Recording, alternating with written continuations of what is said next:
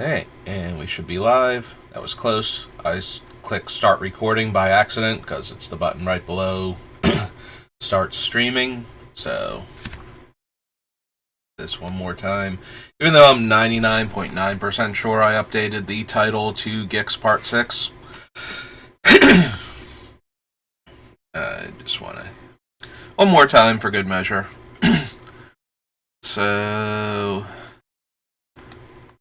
Still feeling super weird. I have no idea what I have. I don't know if I have, like, some sort of infection or something. Like, I just cannot shake this. Like, some days I feel like I'm doing way better, and then I backslide, and...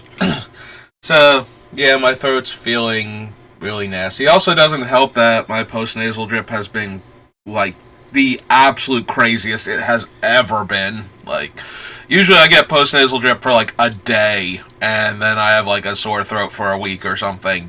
I just keep like running in circles with it. I have no idea what's going on, so yeah, I'm gonna be coffee and raspy and whatnot. Coffee? No. I don't drink coffee. I prefer sodas and water.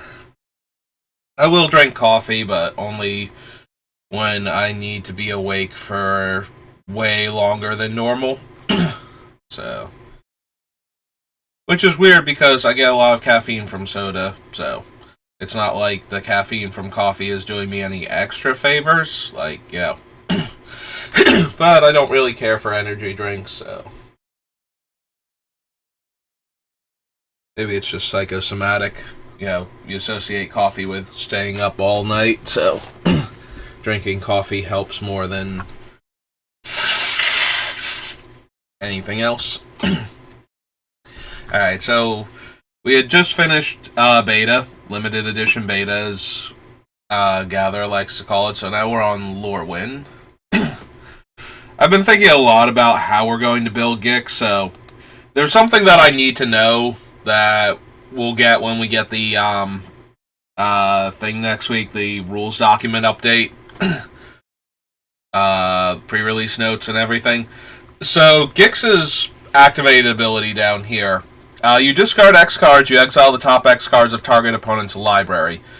You may play lands rather, and cast spells from among the cards exiled this way without paying their mana cost.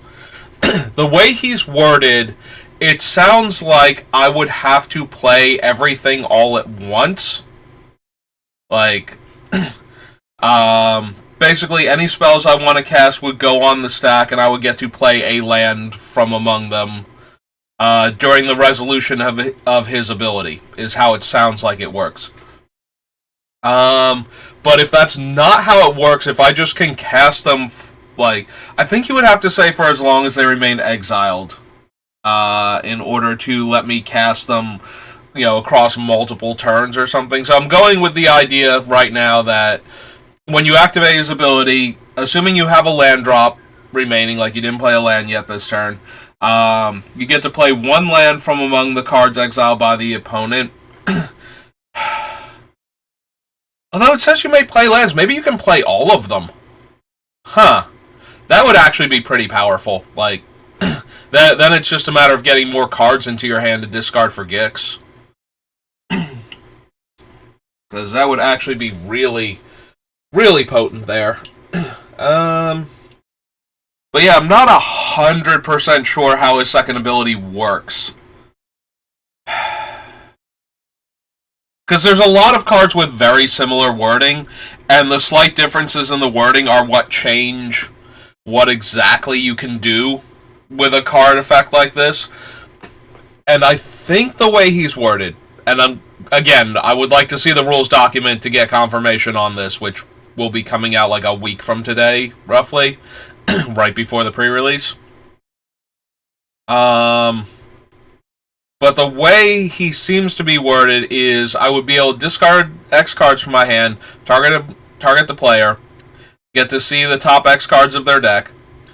So I can definitely cast the spells for free. Like, that part, regardless of if I can hold on to them and cast them during the turn or, you know, in the future, which I don't think either is true. I think from the way he's worded, I would have to cast them all at once. we get access to the spells. If we have to cast them all at once, that means things like counter spells go way down in value. Reactionary cards are pretty much useless. You know, like exile. Like I'm thinking of oh god, what's the actual name of it? It's from Alliances. It's like white and 2, exile an attacking non-white creature and gain life equal to its power. I forget if it's actually called Exile. Like, that's the thing, is, like, my brain wants to call it Exile because it's something like that. But yeah, like, we wouldn't be able to use, like, effects like that care, like, Condemn or that card or anything that cares, like, creatures have to be attacking or blocking or play only during combat, those type of effects. If we can't hold on to the spells to cast them at a later time, those are just lost to us. And to the opponent. Also of note, if you're playing against a combo deck of some kind, if we don't cast the spells, because it says you may, so if we don't cast the spells, they're exiled forever. So assuming that we hit, like, important combo pieces that aren't, like, game-winning for us, potentially, we can just leave them in exile forever. And, you know, you happen to hit, you know, Demonic Consultation or Thassa's Oracle, you know, good job, you did it. They're gone forever from that player's deck. So, there's that. I don't know if we actually get more than one land, assuming that we have a land drop open, because that's actually way more potent if we get all of the lands, because this deck seems to be very mana hungry the way I'm building it anyway. So suddenly gaining access, like, if we exiled the top 10 cards of an opponent's library and they had 10 lands on top somehow, like, that is awful for us if we only get one land. Like, it's already kind of bad, you know, unless they were really needing a couple more mana to do something. Exiling 10 lands off the top of their deck just did them a huge favor. So, but if we got all 10 of those lands into play, off of Gix, like, you know, we untap and we have, like, an extra 10 mana, so we're at, like, 17 plus mana now. That seems really potentially good with some of the things I want to include in the deck, so. Like, I've been talking a lot about, like, so whenever I build a commander deck, I tend to try and focus on some aspect of the commander. And Gix has a lot going on for him, despite only having 2 abilities. So his first ability gives you cards, but also gives other players cards at the cost of their own life by encouraging them to attack other players. And that is a very interesting thing to me, as far as Gix goes. And then there's the second ability, which is obscenely powerful. So, I've kind of been picking some cards based on the first ability and the idea that we were going to make other players, or not make them, but convince them to draw more cards by attacking each other to death. And I don't know how much of that I actually want to build with it. This is why I sometimes do, like, multiple builds to see what I want to focus on. Sometimes you get, like, lots of good builds that are very different from each other, and sometimes you get the situation that I had with Gearson, where I built a Storm deck and a Pings Matter deck, and the Storm deck felt terrible when it was done, and the Pings Matter deck actually, when we were done with the Pings Matter deck, it felt way better, like, something that I would actually seriously consider putting together. Also, as a fun side note, we already got another card that I would consider for that deck. There is a blue-red creature that is very similar to Young Pyromancer, in that it's a 2-mana creature that makes 1/1 tokens when you cast instants and sorceries, I believe, or non-creature spells, I forget.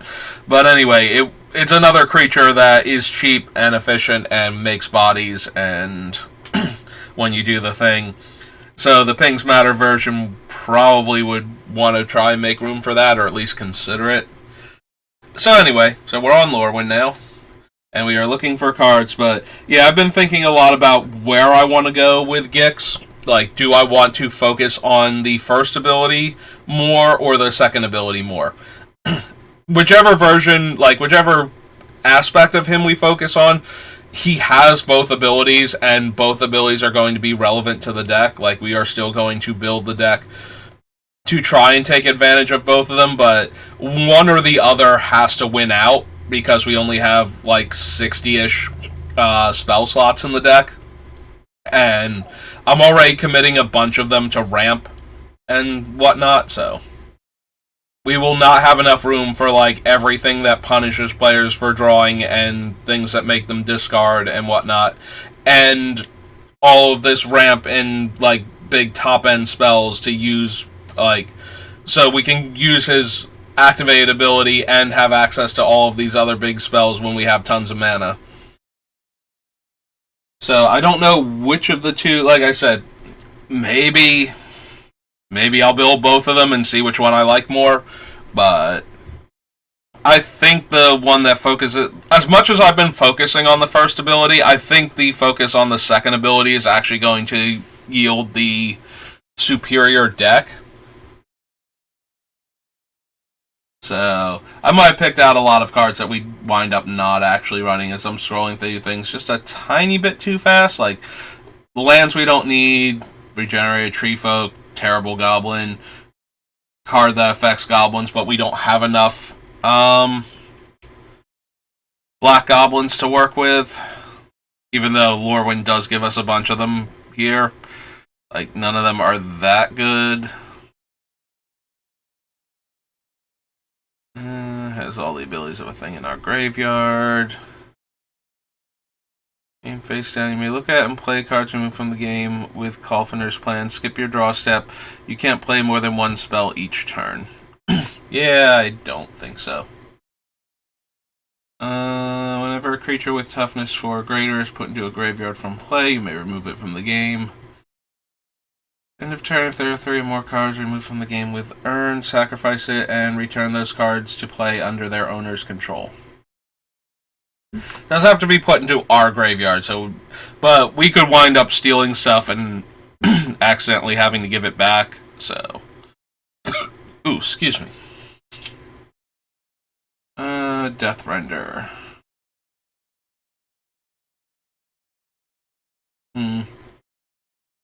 So the interesting thing about Deathrender is I do want a lot of like high casting cost, high power creatures. The most notable ones are the various Eldrazi Titans, but in this deck especially, the original Ulamog and Kozilek are going to be a lot more important. So basically we are trying to draw a lot of cards with Gix, and then discard a lot of cards in order to get the cards from our opponent's deck. So we do run a very real risk of decking out with Gix, despite, it being a 100-card deck. So I do want the ability to shuffle the cards back in. So if we discard, Ulamog, like original Ulamog, original Kozilek, then they'll trigger and they'll shuffle back into the deck with the rest of our graveyard, so we can redraw it. Which is yet another reason why I want the things like Journeyer's Kite and whatnot to fetch lands out of our deck, so that way we're constantly drawing spells, and we can just discard the ones that we feel are least relevant at the time, and then draw more cards. So if we have those giant creatures in the deck, and I do want a lot of small creatures that can get through for damage so we can draw off of Gix, the Deathrender works really well with that as a way to, you equip up your 2/2 zombie token and you attack for 4, and then if it dies, we get like a free Ulamog or something. So I might be down for that. That was a lot of discussion for... But I feel like Deathrender doesn't fit what we've been doing up until this point. So I wanted to kind of go over it. Also, I'm looking at Dolmen Gate underneath it. So we definitely want to attack with, like, everything all of the time to draw more cards. So I'm wondering if I want the Dolmen Gate or not. Definitely want Dread. I see Dread. Now that I'm focusing on Dolmen Gate, I can see Dread, like, peeking up out of the bottom, and Dread is definitely something we want. I'll put the gate on here for now because I don't know if we're going to want it or not. It will depend on what the final version of the deck looks like, but I'm already leaning into a shift on how I've been building Gix up until this point. And like I said, I kind of want to lean more into drawing the cards myself and discarding them to activate the ability, I think is what's going to be the big deal. That being said, I'm still kind of interested in Dread, and No Mercy, because between Gix's ability to let other players draw cards when they attack my opponents, and the idea that your stuff doesn't do so well if it attacks me, the two together might be enough to just send players elsewhere anyway, even if they don't necessarily want to. They might decide they either need the cards or they can't afford to lose the creatures that would get through against me. And I do plan on having a lot of life gain in the deck also, so we should be able to take a hit. Because I definitely want to be able to gain huge chunks of life with this deck so we can keep paying to draw more cards. So... And we already have things like Sheoldred and, I'm going to add Venser's Journal when we get to it. So... We're just going to keep adding cards like this until we have enough life gain to support the amount of life I'm planning on paying with all of these cards. So far, nothing. Play a spell during an opponent's turn. You may have each opponent lose 1 life. Meh. Number of creatures, no. Changeling with Shade ability. Sack it to regenerate a creature. Draw 2 cards, clash with opponent. If you win, repeat this process. Probably not. Hornet Harasser.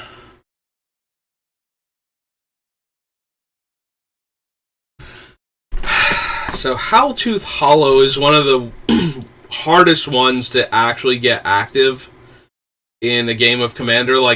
Literally everybody has to not have cards in their hand to be able to play the spell for free. And I don't know that, even with the idea of making everybody discard cards and us being able to pitch our entire hand, I don't think we could maintain everybody being empty-handed long enough for Howltooth Hollow to actually be functional. For a card like this to be functional, I think we would actually want a deck that can run Chains of Mephistopheles. So that way players just can't draw extra cards. So that way the discard does catch up with them, and then we get the free spell. So...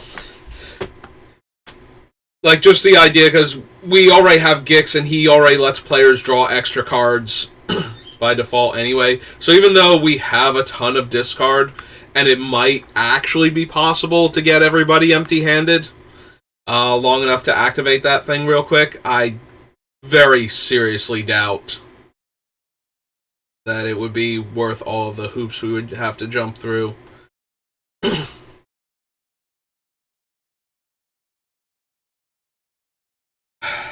Liliana Vess. She tutors for things to the top of the deck, and we do have a ton of card draw, just in Gix alone. And she can make opponents discard cards. And her ultimate is, not the worst thing in the world. It's definitely a potential game-winning play. So, I think we can add Lily to the list. She might not make it. 5 mana is an awful lot. And this is one of... the actual game text on her is perfectly fine, especially the -2. But because of her much higher casting cost, I feel like she is one of the weaker Lilies that we could still reasonably consider running in the deck. I do think she's on point enough that it's worth considering her.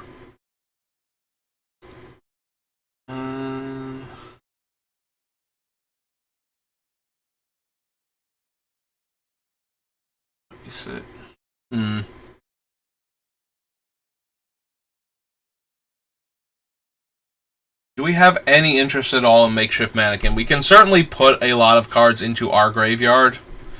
just with Gix's ability. So it's pretty easy to get into a position to have good targets for this. I just don't know if it can reanimate the original two Eldrazi Titans, but it won't give them haste, and it's not like we can equip them with Boots or Greaves without them exploding because of the Mannequin counter effect.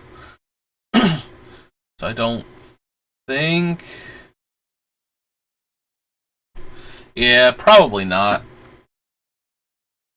Like, we have ways to set the card up, so I was considering it, but the more I think about it, the more I think that maybe we don't really need it, and it's not doing enough for us. Nope. Yeah, I don't think we run enough fairies, and we certainly don't run enough elves, or shapeshifters for that matter, for this thing giving lifelink to one of them to matter.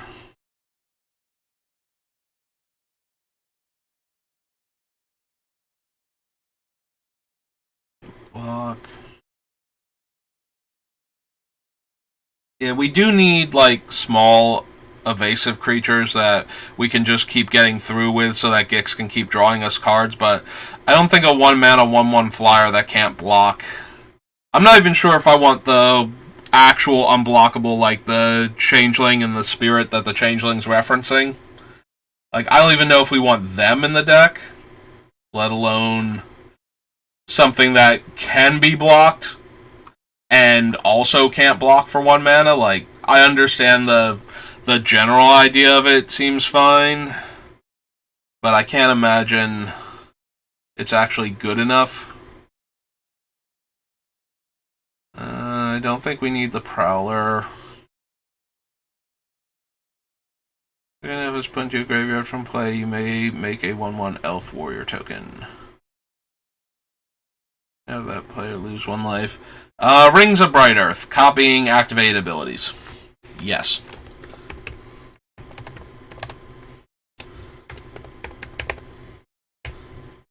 Brighthearth. Yep. Yeah, sometimes I pronounce it Brighthearth, because I keep forgetting there's the other H there.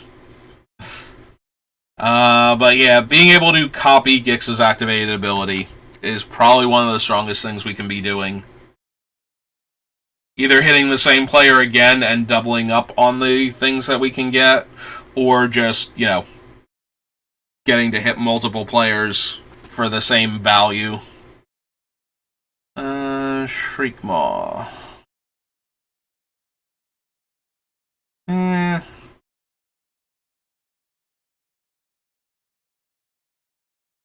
Like, he's okay.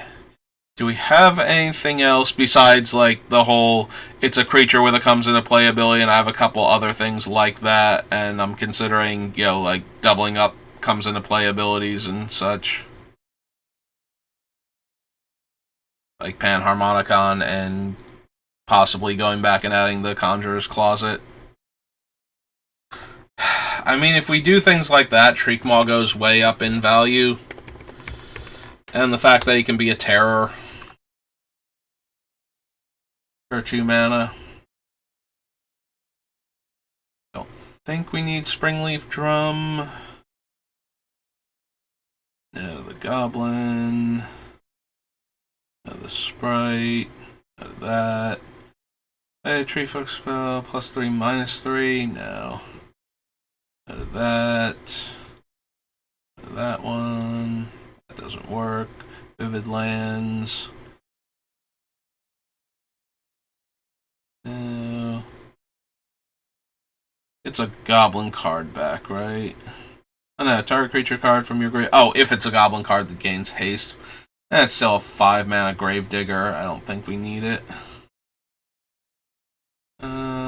Gain life equal to that creature's toughness, but it's a 5 mana sorcery. So no, probably not. Hey. Yeah, I can't imagine most of these cards are going to make it in. That feels like an awful lot of cards that were very maybe-ish. But we'll see. So that was Lorwyn. Oh, right, the rest of the core sets. Well, let's have at it then.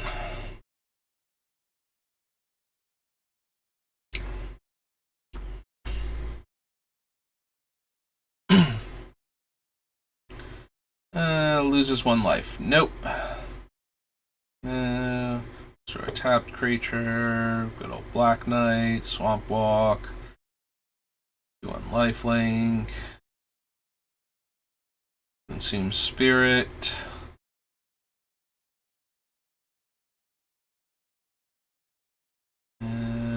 Deathmark, no. Probably not on Demon's Horn. Like, I'd probably be better off with Staff of the Death Magus if I'm going to even consider a card like this. Diabolic Tutor, Disentomb, the old Doomblade. Dread Warlock. Still not good enough. Like, 3 mana 2/2, almost unblockable. Is close, but not quite. I think we can do better. Gravedigger. Haunting Echoes. Loses 3 life. No.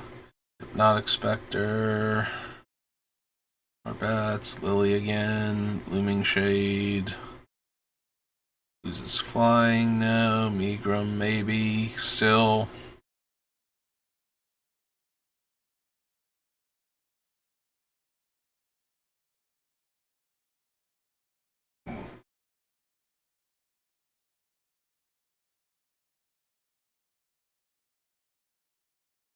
Ornithopter, Pithing Needle, Platinum Angel,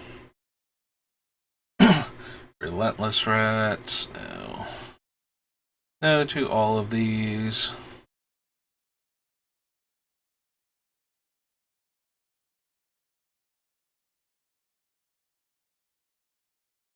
Probably not still. No. No. Deals X damage to target creature and you gain X life or X. We might want this. I believe this is from Time Spiral originally. Right? Yeah, okay. So yeah, when we get to Time Spiral, we'll consider Tendrils of Corruption. World Dreams again. Aristocrat. Other vampires get +2/+1 in flying. I couldn't remember if he was vampires specifically, and he is. And yeah, I don't... Like, we have some vampires, but I don't think I care enough to want, like, vampire lords and whatnot. Creature's power. If you can't sacrifice a creature, tap it and lose 7 life. Nope. Yeah, like, I don't think we're going to have enough vampires that it's actually going to be a thing for us to have vampire lords in the deck on top of that to further buff them. Despite the fact that most of them are going to theoretically have lifelink, either from their own abilities or from the one vampire. The Crossroads, whatever they are, they're like 6 or 7 mana for like a 5/5 or a 6/6. I genuinely forget. They're from the Commander set.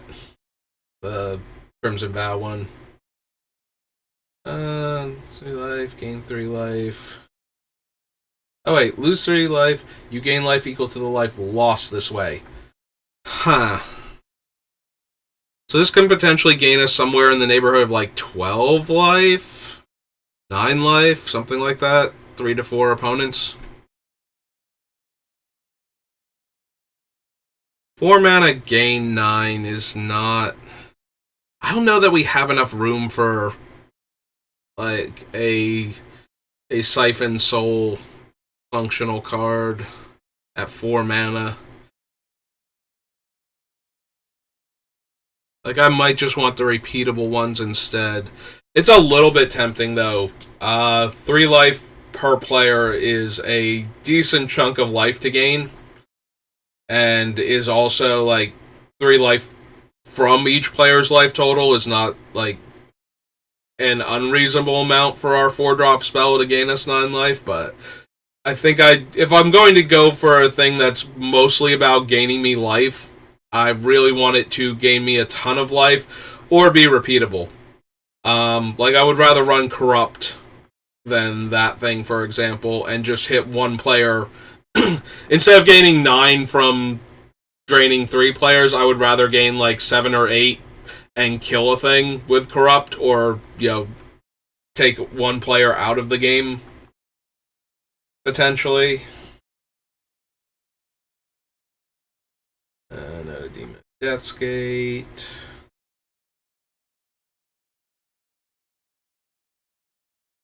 Gain 5 life and shuffle it and your graveyard into your library. I don't know that I need this if I'm going to be running Ulamog and Kozilek, but maybe.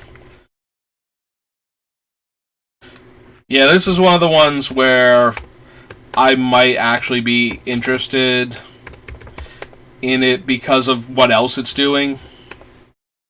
Wait, immortality. Okay, I was going to say I'm missing like an A or a T in there or something. Elixir. Elixir? Elixir. Hey. But I could still see cutting this. Like, this might not even make the final cut. But it's a reusable thing, because it shuffles itself back in also, so you can get it again and get your graveyard back again and gain 5 life each time, so maybe I'm interested in that. We probably want Grave Titan, like that's too many bodies potentially for us to pass up on that. Between the Grave Titan itself and, attacking each turn, hopefully. And just the extra 2 bodies, even if it dies immediately. I can definitely see that one making it.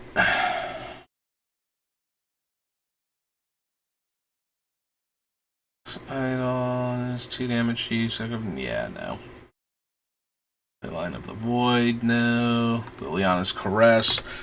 I don't know how much I'm going to want these cards still if I'm not focusing the way I used to be. But at the same time, I'm not disinclined to run these cards. Like I said, there might be a version of this deck where we focus more on the first ability and then use the second ability to mop up the opponents. But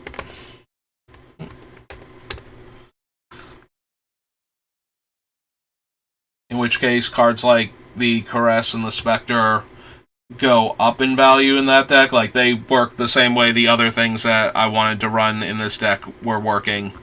But yeah, I might just move away from that, or I might do 2 builds just to see if I like the other option.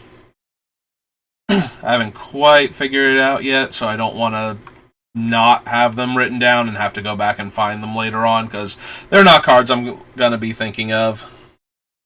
Comet of Legends, welcome back. It's nice to see you again after being away for, feels like at least a couple of weeks now. No, that's fair. It's good to see you again. We are currently working on the newly spoiled Gix from the upcoming Brothers War, because I have been waiting forever for this guy to get a card, so I am super excited to build a deck around him. Possibly 2 decks now, just to see which one I like more. Nope.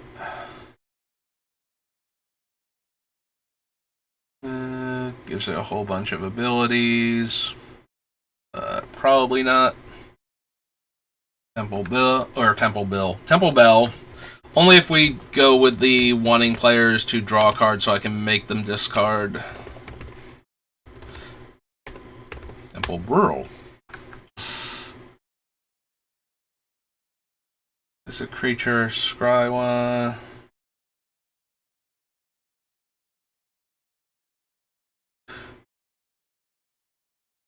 I'm sorry to hear that things were not going well for you. I hope that your new changes are working out, though.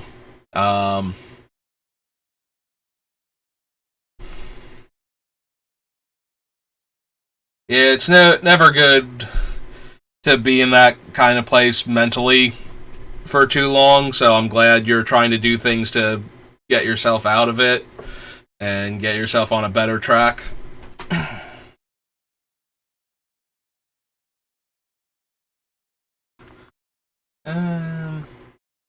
think we need anything else from this. Sorry, Viscerous here. We are not sacrificing our own stuff that much. So that was M11. On to M12. And our inevitable Swiftfoot boots.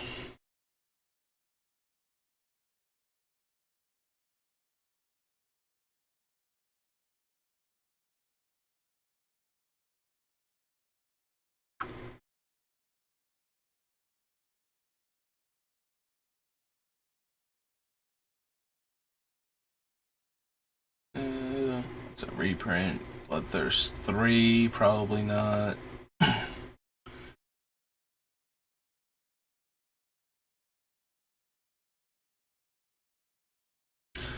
It's always hard to start, especially like exercise routines in the beginning, because your body's just not used to it yet. So it does take a lot of brute forcing to get yourself going in the beginning. Once you make it a habit, though, it'll get easier.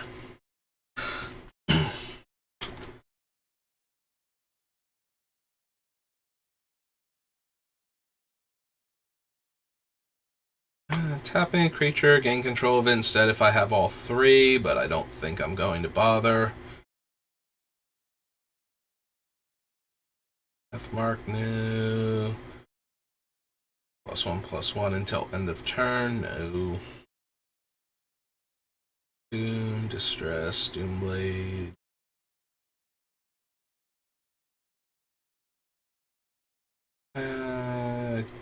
Creature get a 1/1. Land, put it into play. Non-creature, non-land, gain 2 life. Probably not. Like, they're all okay. Getting more land to ramp is helpful. Getting the 1/1 to attack with is potentially good, and the 2 life, but I don't think any of them are worth the mana investment and the card in our deck. Like, it's not doing any one of them well enough where I'm just like, yeah, no, I will run this and I will hope to hit like this one constantly. So I think we can skip the satchel. Discards the rest.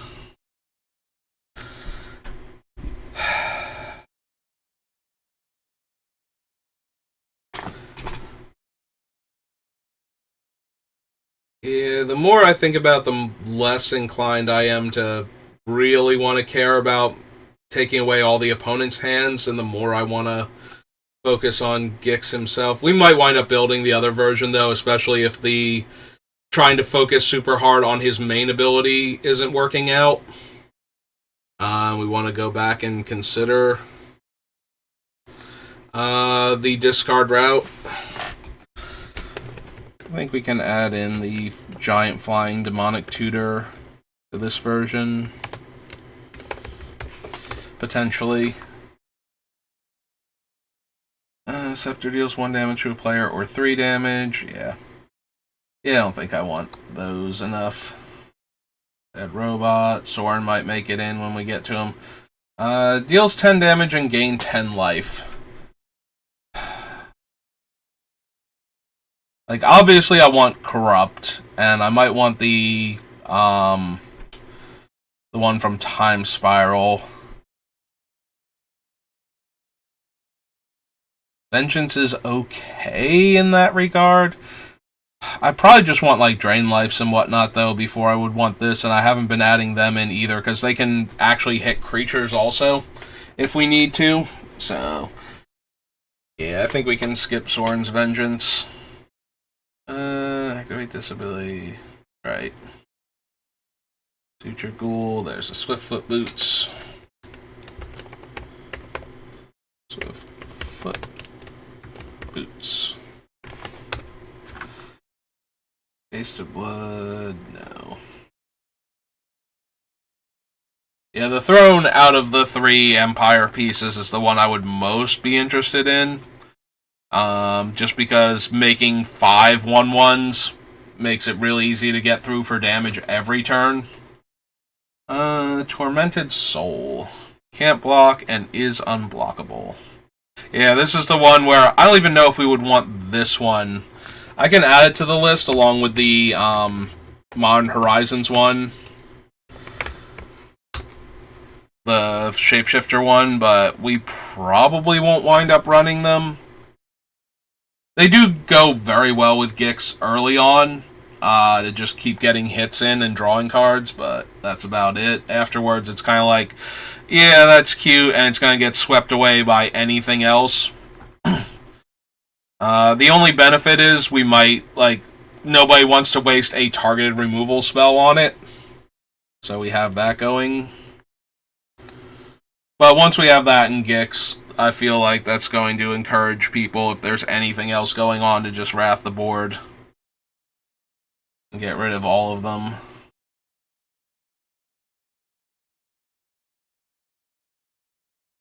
Vigilance, Trample, Haste. Okay, I couldn't remember if Lifelink was one of Akroma's abilities, and it is not. For the most part, I'm doing okay. I've been having this weird issue with my throat for like a month now, where it keeps feeling like I'm sick, but I'm not. Like, I don't stay feeling that way, but it never quite clears up either. Like, I don't know if it has to do with the streaming and the constantly talking, but I've tried to, like, take days off, and that doesn't seem to dramatically impact it.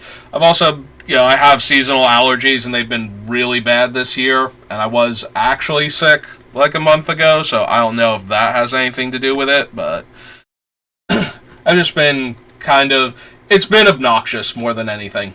Other than that, I've been doing fine, so it's not the end of the world or anything. Planeswalker you control, that creature's controller loses 1 life. If it were draining a life, if it were Revenge of Ravens, I might be down. I don't think just losing 1 life per attacker is going to be a big deal.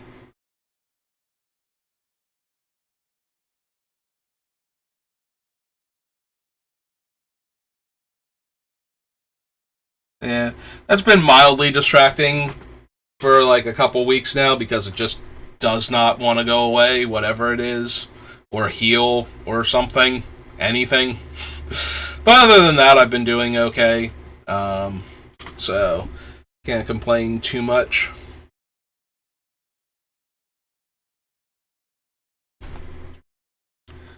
We can sacrifice a creature to gain X life and draw X cards, where X is its power.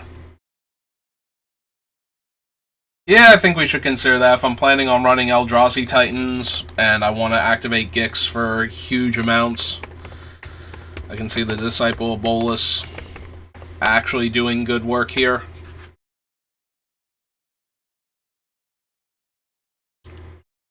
Haste and Exalted, no. Exalted and Regenerate, also no. That thing. Nope. Nope.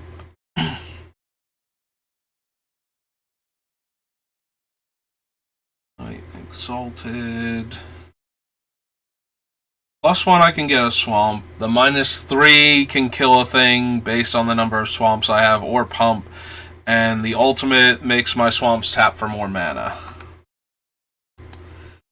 I always felt really bad for this Lily. I think if she had just started off on 4 loyalty, or if the minus...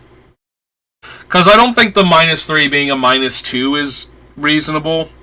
Being able to kill a creature immediately, go get a swamp, and then kill another creature seems too strong. But if she didn't die immediately to the -3 when she came down, I think this Liliana would have been much, much better. Obviously, we're making her better just by adding 1 more loyalty to her, but like, this one almost never gets any consideration, and I really wish they had given her just 1 more loyalty to start off with. Just so she could kill a creature when she comes down, and then uptick. I think she would have been... Maybe that would have been too good. Like, maybe we would have had a whole problem of Liliana in Standard at the time, if she could come down, kill a creature, and then get you a bunch of swamps. But I always felt like this one, it's like, she's just missing like a tiny little bit of something. We do want the ramp, though, so being able to get a swamp every turn with her is fine, and if she lives to do the ultimate, because she's not great, so... And the ultimate's just giving us more mana, but I think we can spend the mana well enough that I'm interested in that effect. Flying Exalted attacks alone, they sack a creature. No. Kills a creature and -2 power to the rest of the team. No. Black Ring gave regeneration, right? Yeah, regenerate equipped creature and gets a 1/1 counter each turn. Top X cards from their library into their graveyard. 3/1 Exalted. And choose a non-land card. Alright, this one. I think we saw it from one of the other ones. Staff of Nin. Yeah, we're probably drawing enough cards from other sources that we wouldn't need the staff. Trading Post.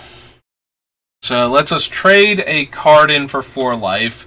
The goat can never deal damage, so it can't trigger Gix.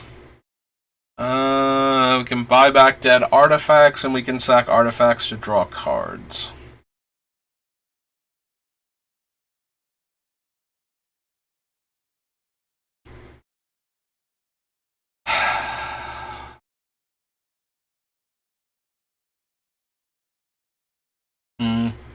I don't think so. If it actually made a creature with power, I'd be a lot more interested in it. Paying 1 life and making a 1/1 that could attack. Or, if it were a black creature somehow and I could pump it up, like anything. Making a 0/1 white creature token is not helping this deck at all, I don't think. Nighthawk we might want when we get to Zendikar. Death Touch, Petrify, gains Defender. Don't think so. Alright, so that was 2013. 2014.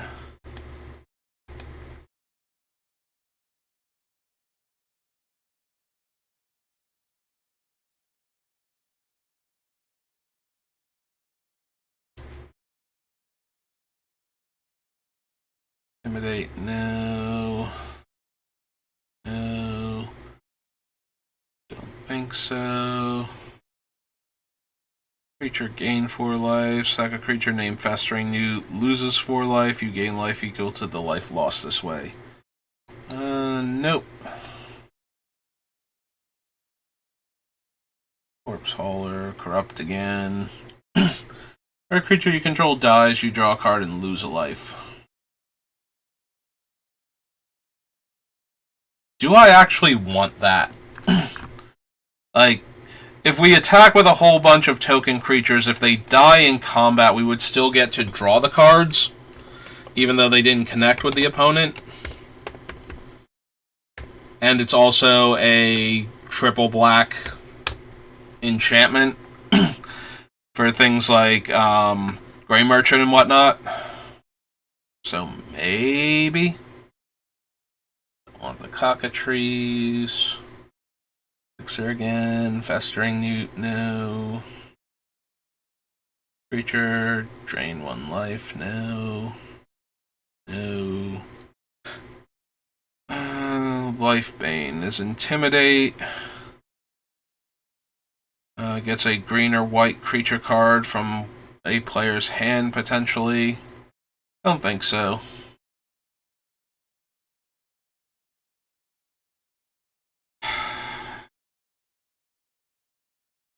Reaver is okay, not amazing.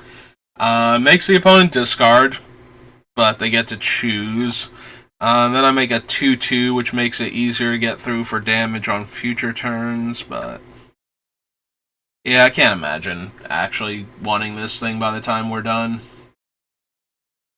Like, it's one of those things, is like, it feels like it makes the list, and then I put it on there, and then we get towards the end, and it's just like, yeah, no, I don't have room for this. All creature cards from all graveyards. No, don't need that. Shadowborn Apostle, Shadowborn Demon. I mean, we should be able to meet the Shadowborn Demon's requirements most of the time until we shuffle them all back in with like an Eldrazi Titan and then he explodes.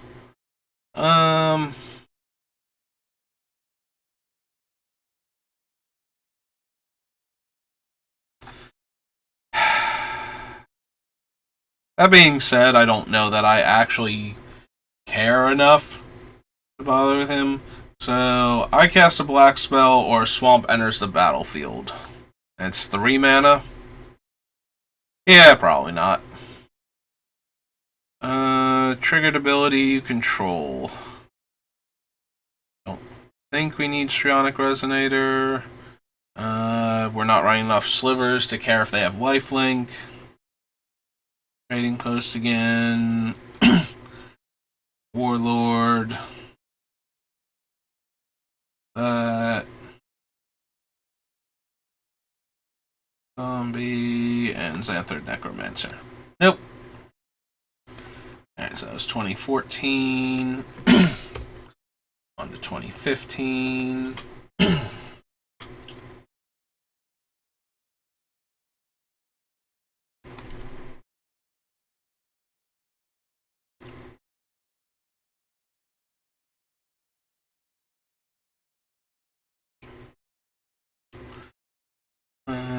Beginning your upkeep, draw a card. Whenever equipped creature dies, target opponent gains control of Avarice Amulet. Don't think so. I gain 2 life? No. Do better than that. Caustic Tar, Child of Night. 4 damage, and I gain 4 life? No. Damage to target creature. Don't think so. Jay's dead. No. Opponent lost life last turn. Put a 1/1 creature, or 1/1 creature. 1/1 counter on target creature you control. Nope. Grind Clock. Can't be blocked. Is dealt damage. Destroy it. Equipped creature can't be blocked, and when it's dealt damage, destroy it. Equips for 3, though. I can't imagine that being actually good. With all the ramp we're doing, though, I can see in Garruk's Wake actually being good.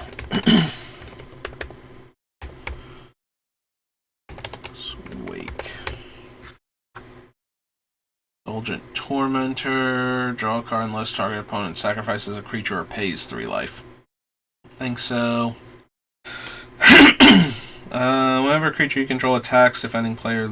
Or Sliver I control attacks, defending player loses 1 life. No. Necrobite. Necrogen Scooter.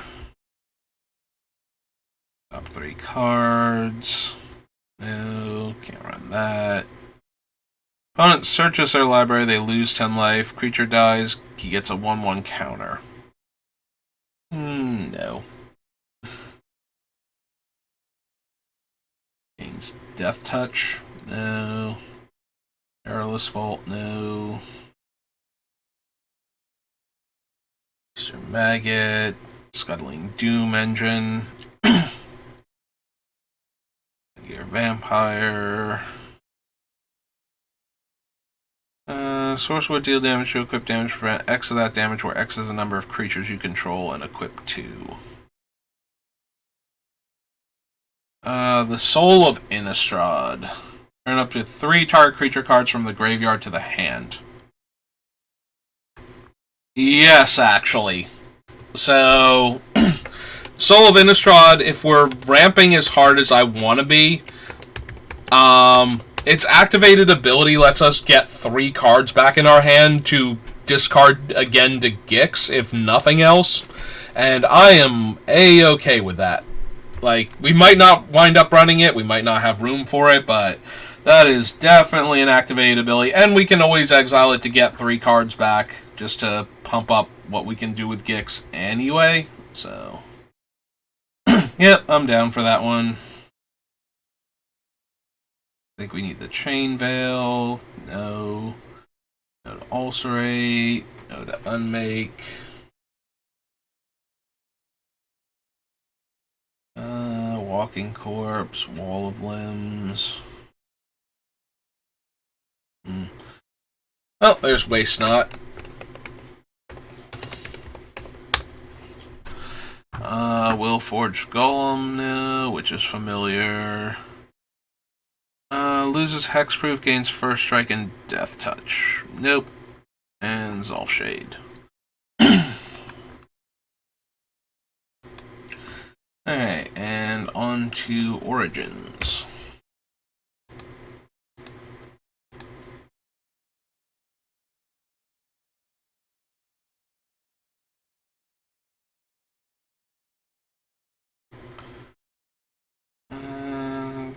Attacker block. Alhamrit's Archive. Yes. Alhamrit's Archive. Yeah, gaining twice as much life and drawing an extra card every time outside of our draw step that we draw a card. Yeah, it's kind of everything I want to be doing right now with this deck, so. Plus 2 flying and sacrifice 2 creatures? No. Regenerate target creature, draw a card. Regenerate all creatures. Dark Petition. I don't think we want Demonic Pact. The Titan. No.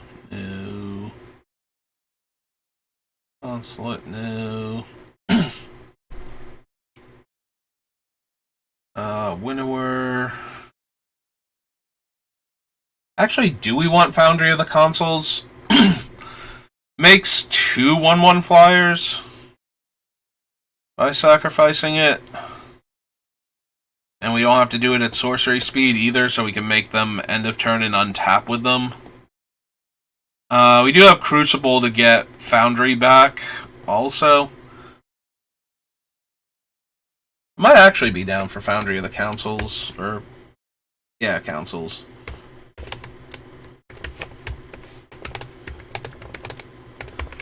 Consoles. Kills an uneven power and toughness creature. Yeah. Can't run Gnarl Trapper. Deals kind of loses life equal to the number of creature cards in my graveyard.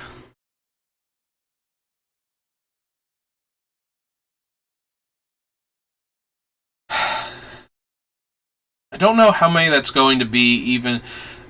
Like, I plan on making a bunch of token creatures also in order to get through for more damage. I don't think I'm actually going to need that guy. And I don't know how often he's going to get through. Speaking of things that make a ton of tokens, Hangerback Walker.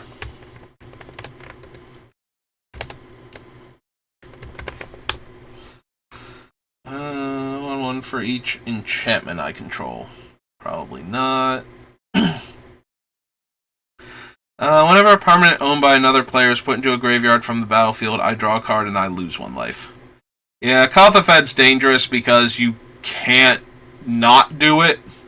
So certain players will just be able to, Aristocrats decks in particular, will turn Kothafed into a major liability. Do I want this Lily? She's 3 mana to cast. She pluses to make everybody discard. Beginning of the next end step.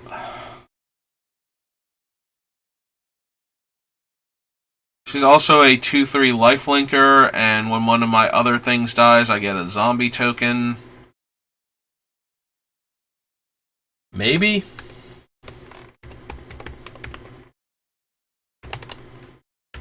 Heretical Healer.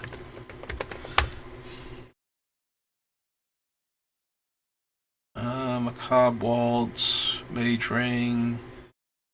Don't need the responder. Coldblade. That's fine, Comet.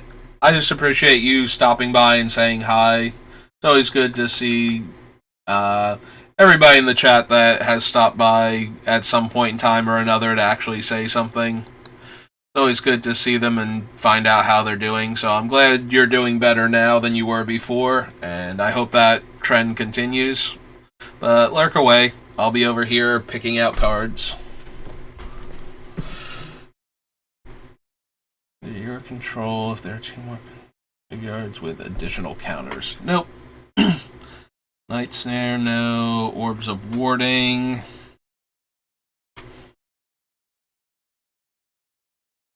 Hmm.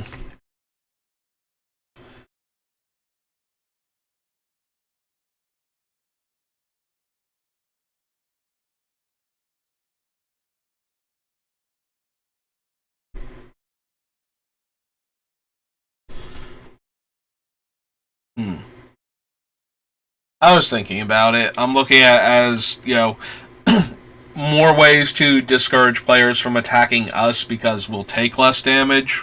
I don't know that I would care that much, though, about it. Chosen color, you gain 1 life. Don't think so.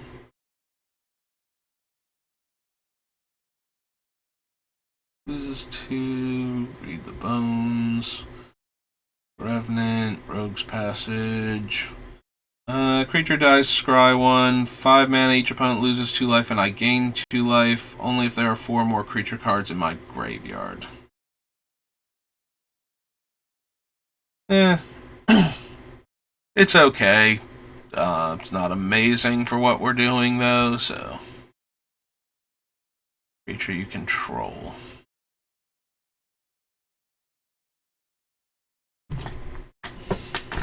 +1/+1. Equip creature attacks. I may search for a basic land. Maybe, actually. More ramp. Like, I'm already planning on attacking. Alright, I was on Origins. Sword of the Animist. I wonder if that means I want Sword of Hearth and Home also. From Modern Masters. Maybe?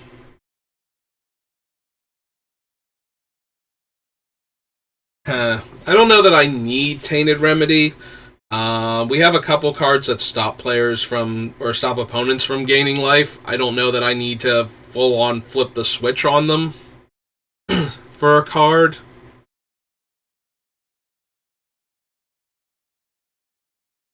It is kind of interesting with, like, to stop players from trying to gain life to make up for the life that they're losing from drawing cards, but it's not like they can't just not draw cards off of Gix anyway, so if that actually became a problem, they just stop drawing and then they don't have to worry about it. Attacks each opponent that doesn't control an elf loses a life. Don't think so. Throwing knife, no. Discard cards equal to sacrifice creature's power. Death touch, dies, its controller loses 2 life. Nope. Destroy target creature and gain 2 life, no.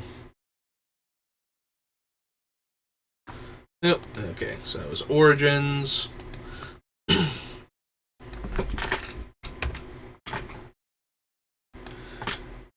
Original Commander. So, good old Sewer Nemesis and whatnot.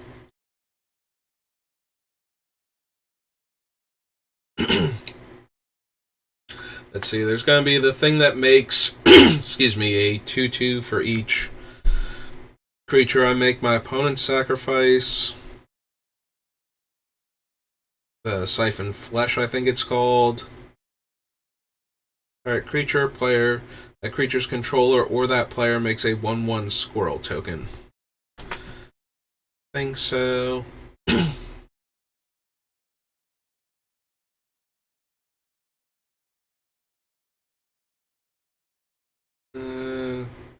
Has hexproof. No. Don't need command tower. Dread, Keiko Demon enters the battlefield. If you cast it from your hand, destroy all creatures your opponents control, then tap all other creatures you control, and he's a 10 mana creature. Probably not. I'd rather just run in Garruk's Wake. Or Decree of Pain. Over this silly thing.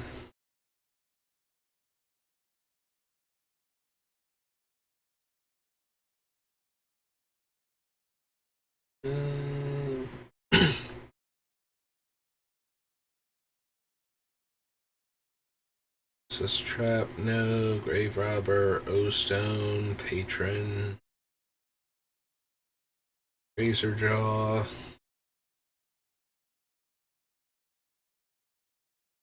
Deals combat damage to a player. Each opponent discards a card. This thing is a 6 mana 4/4 flyer. Highest converted mana cost among cards discarded this way loses life equal to that converted mana cost.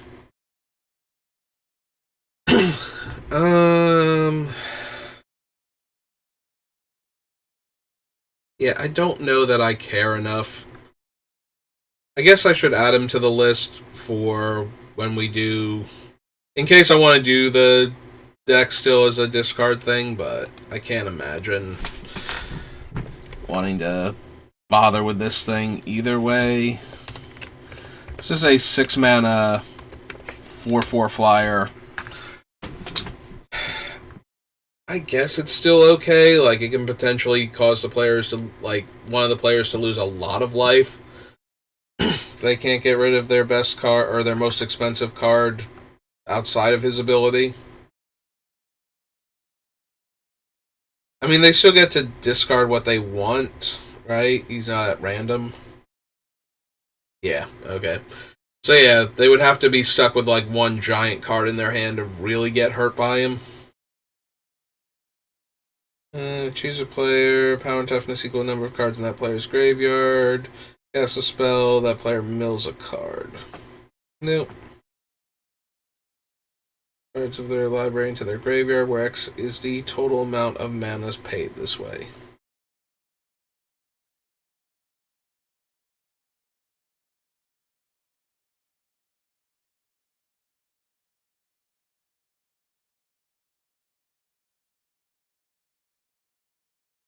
Oh, I was looking at Siphon Mine. I'm like, wait a minute, wasn't this the set where we got Siphon Flesh? And it is. It's a 5 mana sorcery. Potentially makes 3 to 4 2/2s depending on how many players we have. Also, each one of them does have to have a creature and sacrifice it to this effect for Siphon Flesh to do anything with regards to that player.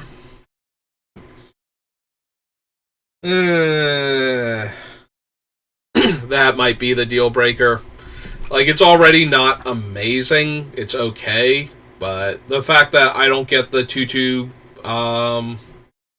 zombie, if that player somehow doesn't have any creatures, just kind of pushes it just a little bit more into the I'm not going to bother with this card category. Alright, so that was Commander. Now for Conspiracy, I believe. Yep.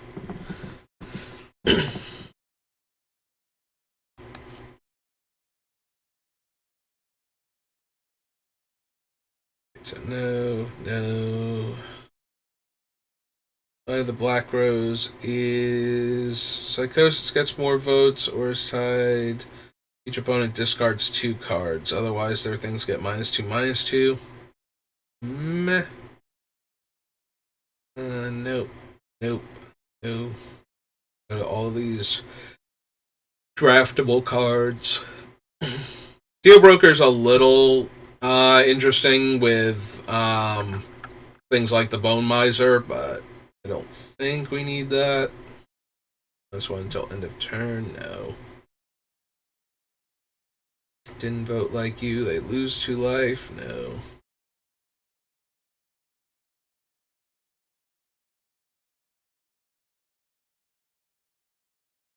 Age, Sire, Quagsire. Quagmire, or yeah, Quag vampires. Weird thing is, I never actually played the Pokemon generation that Quagsire's from. The only way I really know it is from Team Four Stars Nuzlocke playthroughs. I'm pretty sure they had a Quagsire at one point. I could be wrong. I might be mistaking it for another thing. I thought they had one of those.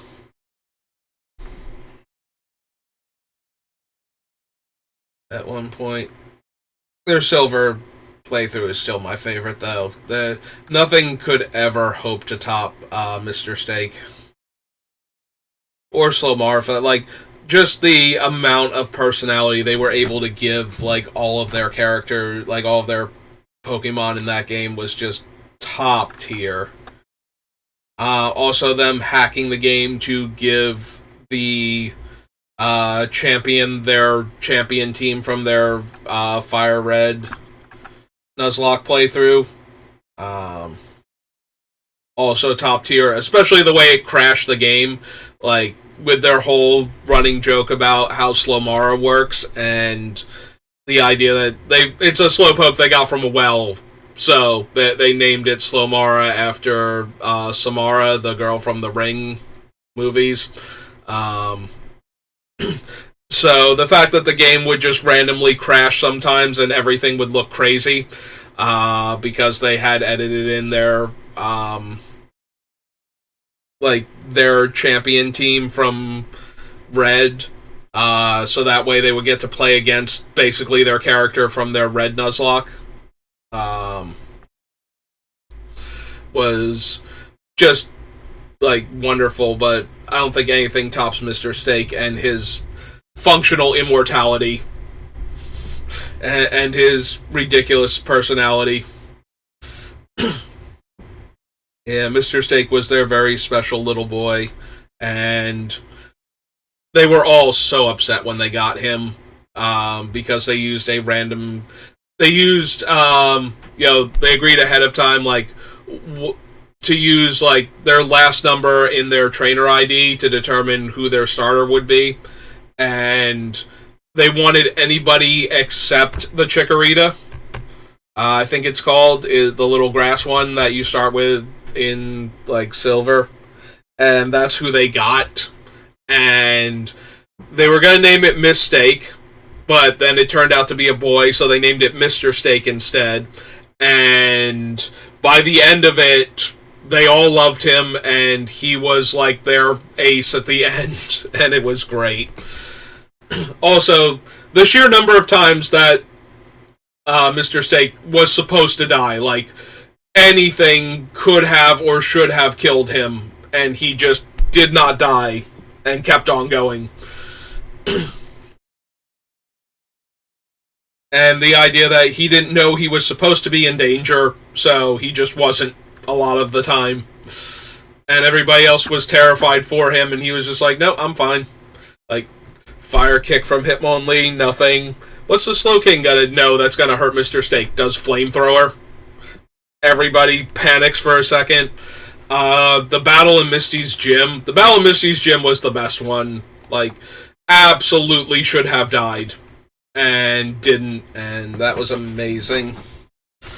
Alright, so that was Conspiracy. So, Masterpieces, Masters 25, Masters Editions, Mercadian Masks.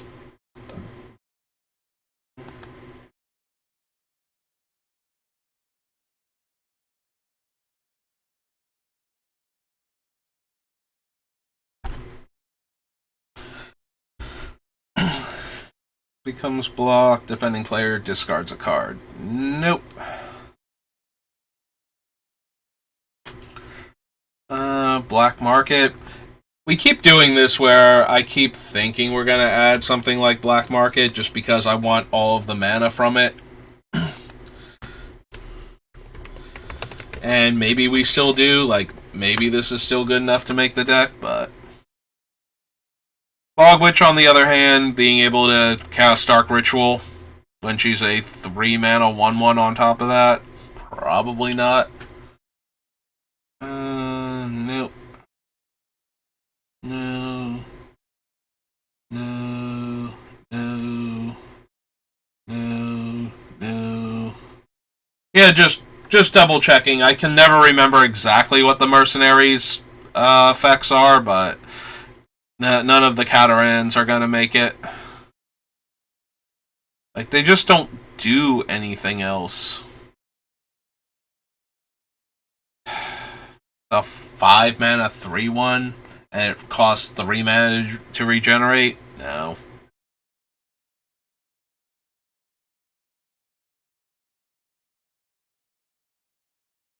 Hmm. No. Only because it functionally prevents the damage, so we would not trigger Gix. Otherwise, I might be interested in something like that, just because we might be able to mill players out by exiling with Gix's effect. Although probably not. Still, that's probably too cute of a trick.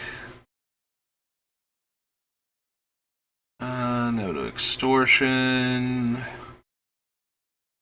Where mana cost X or less? No.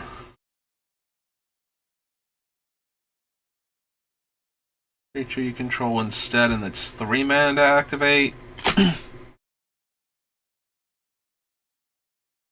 Top of the library. High market. We might still be interested in a high market. We will be stealing stuff from our opponents, and I don't want them to get it back with, like, what's its name? Homeward Path or something. Like, I want to be able to get the creatures back off of the table if that's going to be a thing. Edit that.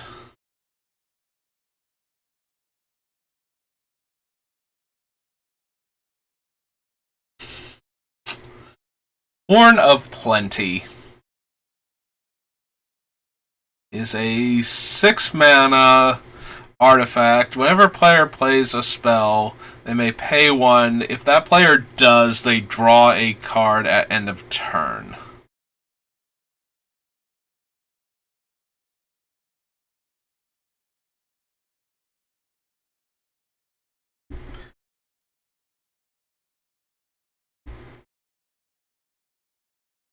There's a part of me that wants to do this, just because this would definitely be better in the focusing on Gix's first ability, because this lets them draw more cards without paying life, but they would want to pay the life to get more spells to be able to cast, so that they get to draw more and try and get a hand together, so that way they actually have cards to work with.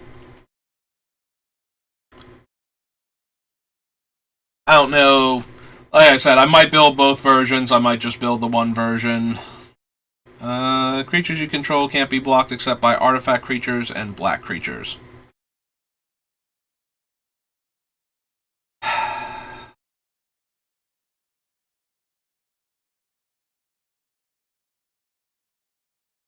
Like, it does make our creatures unblockable or nearly unblockable against most opponents.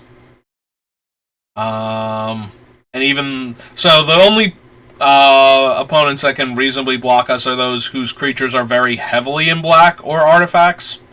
Um, it does work with any artifact creature, though, so colored artifact creatures can block, even if they're not black.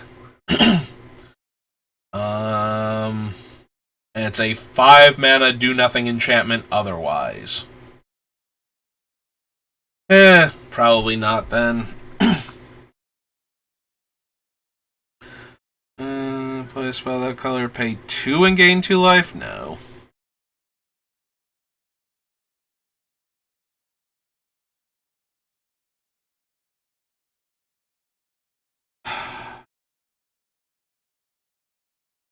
So Larceny is also a 5 mana do nothing enchantment.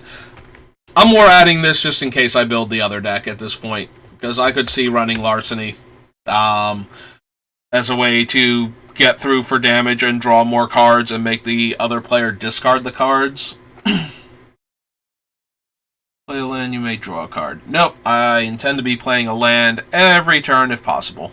So, no to that one. Makes a bunch of 2/2s at the cost of eating our graveyard, so I don't think so. No to that. No to the cage.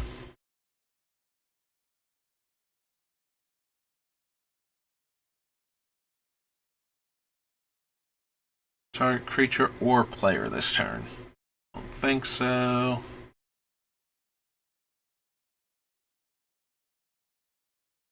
I don't think I want Peat Bog. I do want, like, tons of mana, but that one seems very, very dangerous. X plus X and destroy at end of turn. Player discards a card from their hand. Lamprey. Can't be blocked by walls. Shot and port.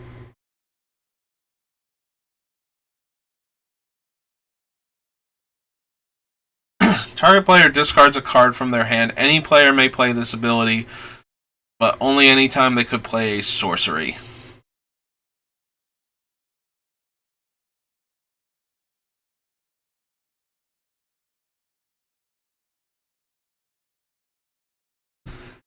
Huh. Big old boarhead, man. 2 to make a player discard a card. And any player can activate this ability. It really feels like, even in the I want to make the opponents discard cards and, have them be inclined to pay life to draw cards and attack each other, I still feel like this one is going to hurt me worse. Just to keep me off of Gix being able to hit a ton of cards in one turn.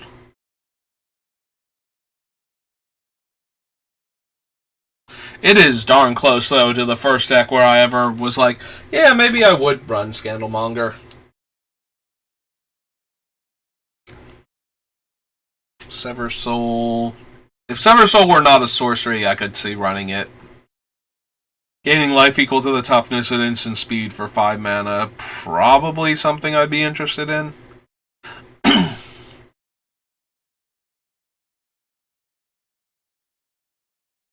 Add 1 black mana.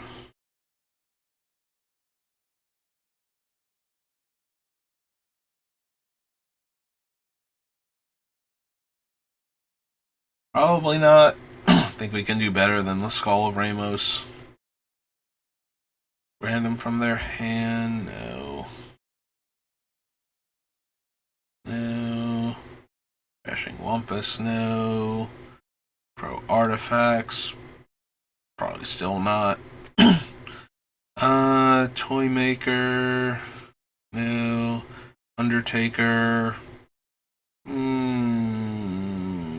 Probably not also. No, Unnatural Hunger. Vendetta.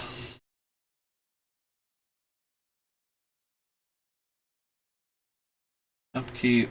Top card. Nope. Okay, so that was Mercadian Masks. We're here into Mirage.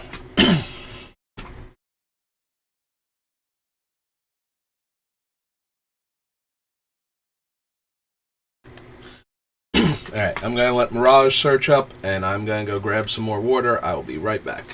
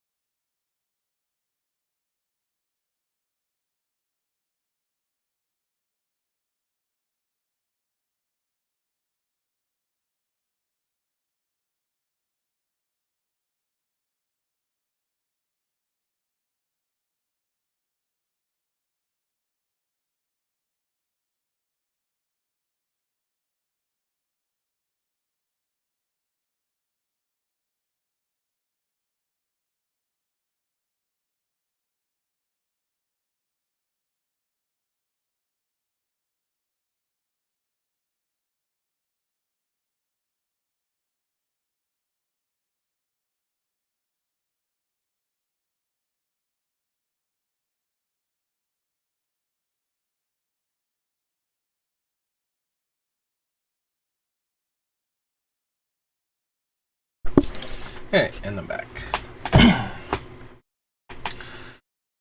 Equal to this thing's power? No. No.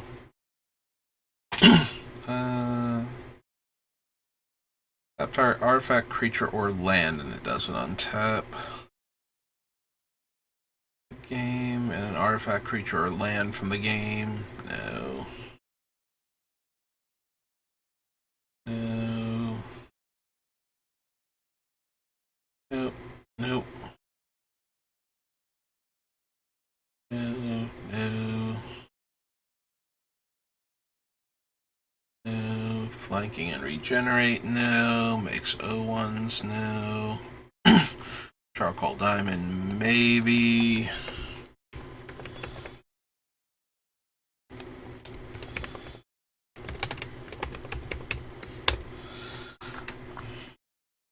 Chariot of the Sun. Choking Sands. No. No.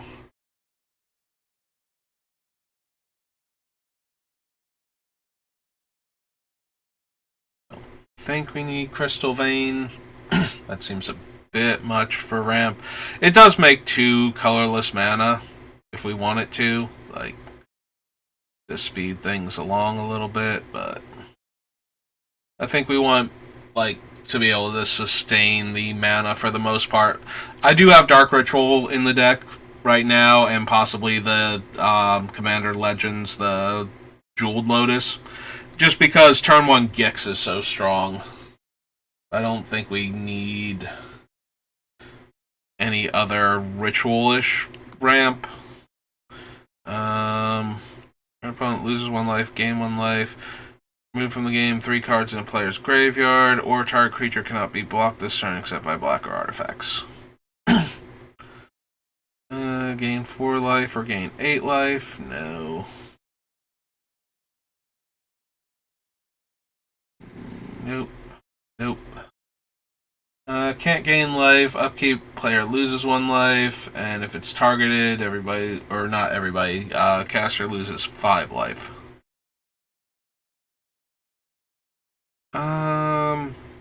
Probably not.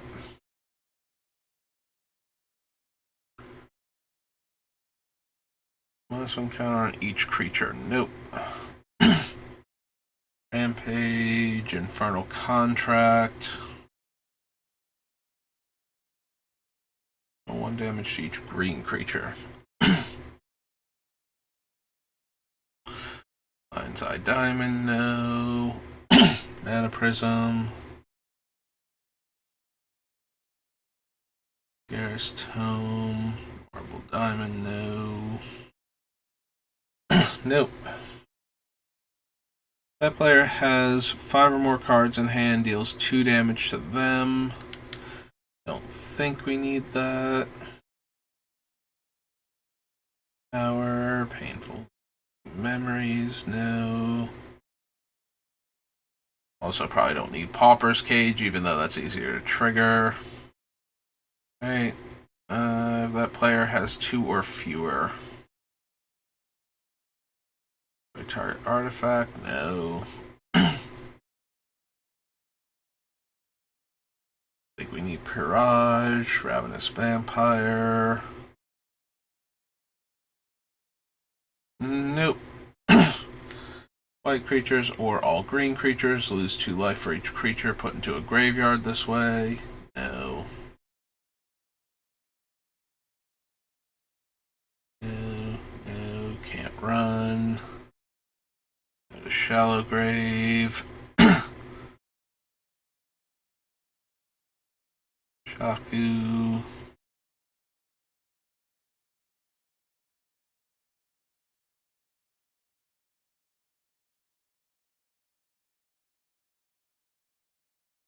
No. No. Fine, Trample. Pro Black, first strike when attacking, and haste. Nope. Stupor, no. Chooses a card from their hand, then chooses either to discard that card or puts it on top of their library. If the card is discarded, deals 1 damage to each creature and player as a sorcery. No. No. No. Nope.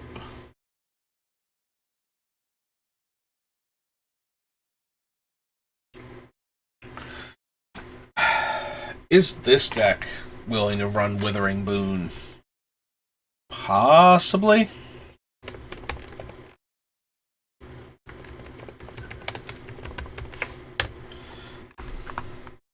There are certain creatures I would prefer just never made it into play, rather than having to kill them. Alright, so that was Mirage, which brings us to Mirrodin. Which I'm very excited for, because I think there were a bunch of cards in Mirrodin block that I was looking forward to adding to the deck, so let's see if we can find anything that tickles my fancy.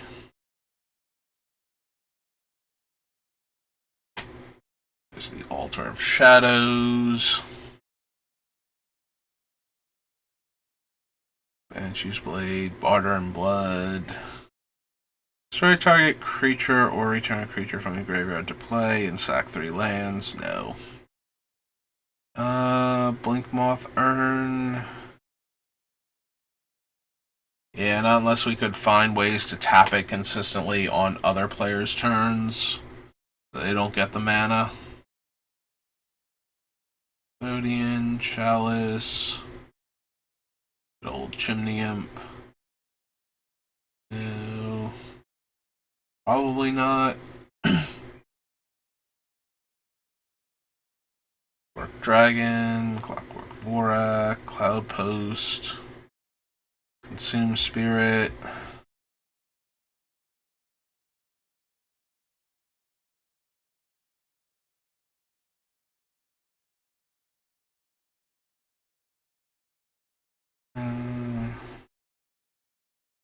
Hmm.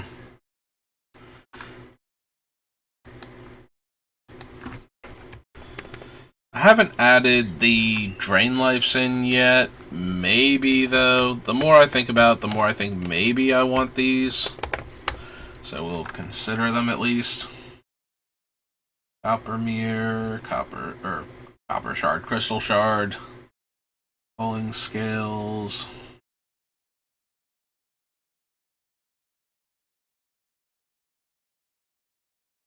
Dampening Matrix. No. I kind of like my activated abilities, especially on my commander. Thank you kindly, Dampening Matrix.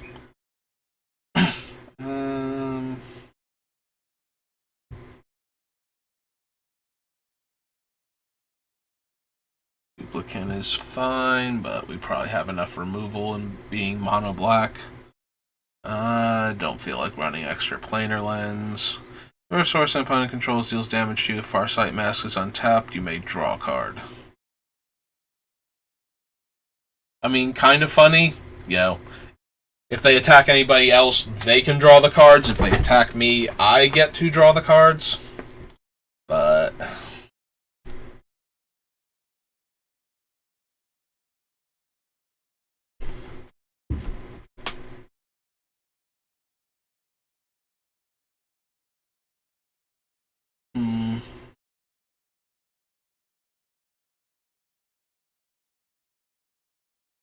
so Fire Shrieker has 2 things going for it. One would let me draw 2 cards off of getting the creature through unblocked, and 2, Lifelink.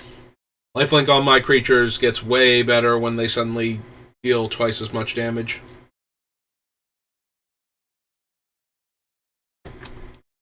I doubt it makes the final cut, but maybe. A creature loses that much life. Frogmite, Key. No to that. Yes, to Gilded Lotus, because I want mana. I want so much mana. All of the mana, forever. Garbelcher, no. No, these goblins. No, these golems. Can't run that. No, no, Nope.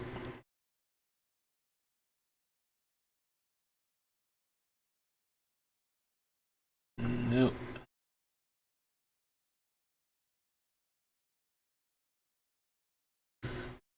Do we care at all about Leaden Mirror? Probably not. It does have the effect of being a mana dork that we can, so we can attack with it and draw cards on the clear board. And it can tap for mana, but it also runs into the problem of, it's a creature, so it explodes when people look at it sideways. Especially as a 1/1. It's like easily swept away with any other board removal of any kind. There's Lightning Greaves, which is a yes. Oops. Lightning Greaves.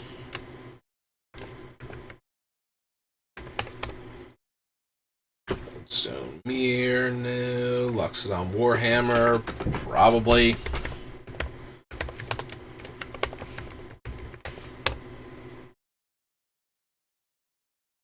I thought Warhammer was acceptable.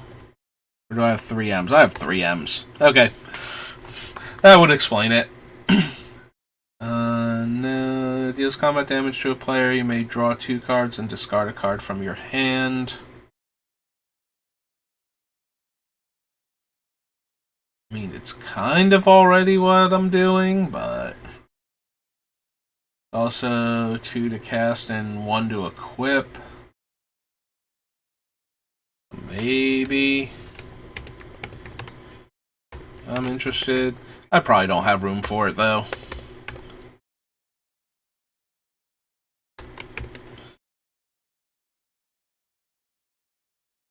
Mind's Eyes. Whenever an opponent draws a card, I can pay 1. Not gonna lie. I kind of want to draw more cards. Just so we can activate Gix for even more. Not this badly, though.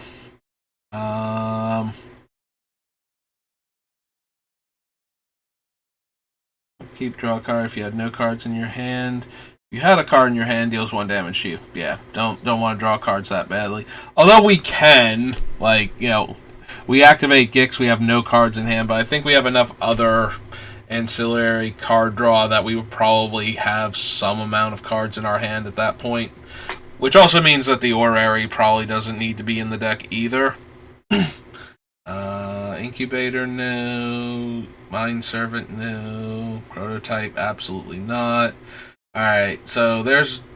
I always forget the name of this one, but it is the one that makes everybody discard a card on their upkeep. So maybe...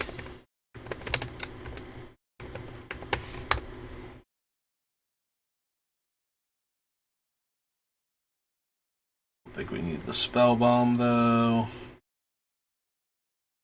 Nightmare Lash. +1/+1 for each swamp we control, and equips for 3 life.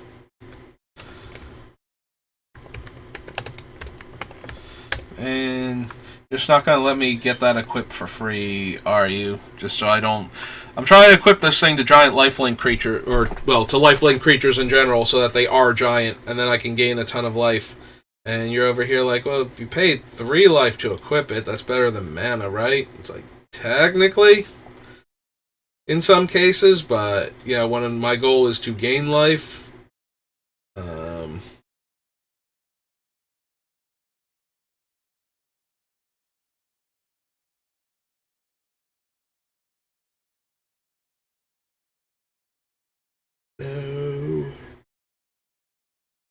Nope.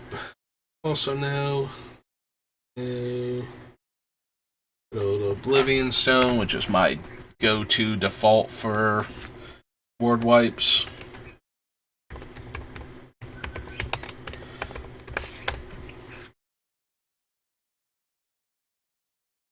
Ornithopter, Pentavis, Platinum Angel. So Platinum Angel is kind of fun if we're going to run things like the Mirror Universe. Because then we can get down to a negative number. The downside is that if we get down to a negative number, we can't pay life to draw cards. Gix says pay a life to draw a card, right? Not lose a life and draw a card. Yeah. So we can't pay life if we don't have life to pay. Like, we can't go further into debt. Other than that, though, I don't know that we would even care about Platinum Angel, so that might just be a gimmicky card instead of an actual thing we're going to do. Draw 5 cards, lose 5 life, or put a demon into play with power and toughness equal number of cards in our hand, and entwines for 4 extra mana, so 4, 5, 6, 7, 8, 9. 5 mana, draw 5, lose 5. Because I don't think we're ever making the demon. Like, I think the default mode is to draw 5 and lose 5. I think we have enough similar effects that I don't necessarily need that one. Shuffle their library. Psychogenic Probe deals 2 damage to them. Reaver Demon. Well, non-artifact, non-black creatures, they can't be regenerated, and it is an 8 mana 6/6 flyer. So it can never kill any of our stuff except for things that we've stolen. But that doesn't mean it kills all of our opponent's things necessarily either. At that point, it's kind of in the same camp as the Dread Keiko Demon, except it's in the air as a 6/6, which is, better overall.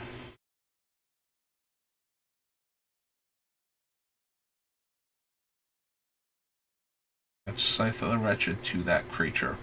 Don't think so. Might be down for Sculpting Steel. I have to see what we actually have that I would want to copy, but I feel like there have been a bunch of artifacts that I would not mind getting more copies of.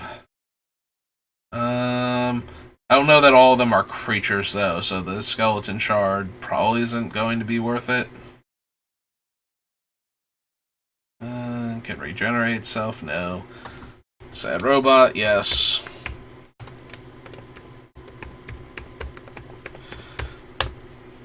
If we are trying to ramp and we are trying to build up enough mana, then Solemn Simulacrum absolutely needs to be in here.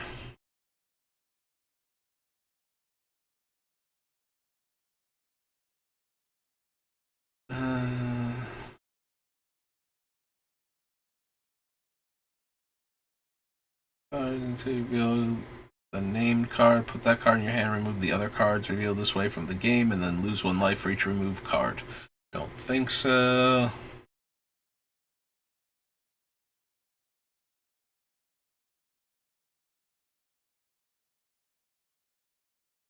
Sun Droplet. Whenever I'm dealt damage, this gets that many charge counters. Every upkeep, I remove a charge counter and gain a life. It's okay. It's not amazing. And ultimately, I don't think it makes the deck.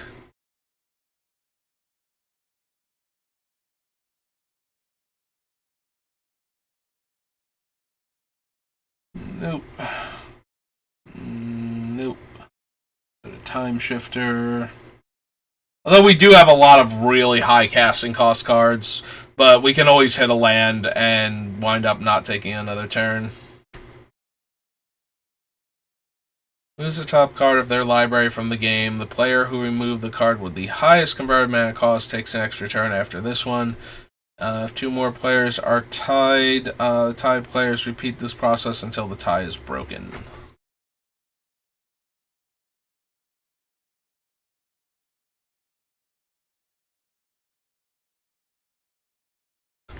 Yeah, there's too much of a risk of us just having a land there and not getting the extra turn. And there we go, just 8 tap, gain 10 life. Tower of Eons. I'm not entirely sure I shouldn't put the tower into the deck. Randomly gain, like, the ability to gain 10 life repeatedly while we're doing our other stuff. Of course, at that point, the Tower of Fortune starts looking good. What do the other towers do? Mills 8. We bypass champions, and then the other one is like 12 damage or something to a single target non-player thing.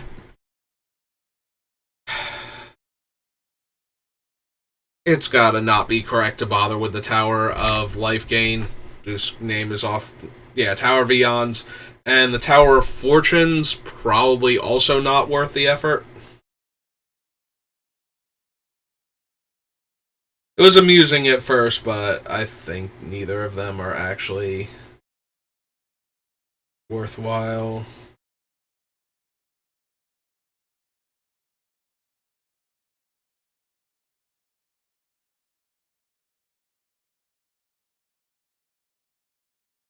Target creature from your graveyard to your hand. Probably not. Gotta go no to World Slayer and Yoshin Soldier. Alright.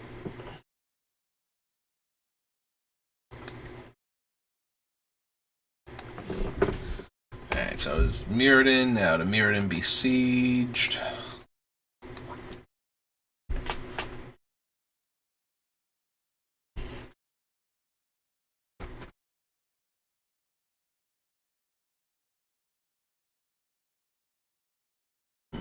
Zenith, Lightsteel. I think we care about the Bone Horde. Yeah, it's creatures in graveyards. Core Prowler. Probably don't need Darksteel Plate. Like, it's okay. It's not amazing for this deck.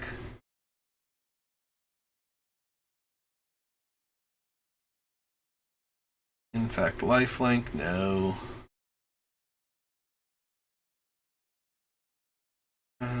Go for the throat.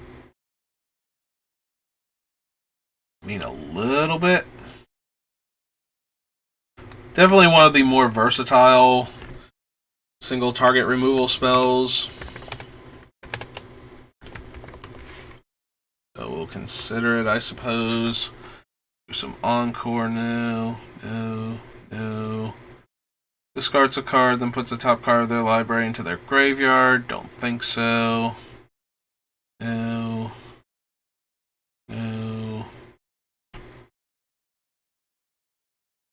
Put into a graveyard from play. Deals 2 damage to that artifact's controller. Massacre Worm? Probably. I'm always down for killing all of our opponent's creatures and making them lose life. What artifacts do we actually have? Because I already put Sculpting Steel in. We have Panharmonicon.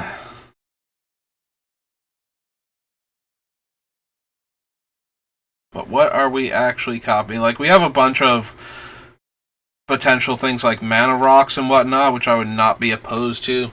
I'm going to add it just in case, but I could see us cutting it because I'm thinking I have more artifacts than I actually do in the end result for the deck build, so make a mirror, tap 5 on tap mirror, search your library for a mirror and put it into play. Damage to Nestigal, make a 2/2. BB gain 3, no to that, no to this guy. No.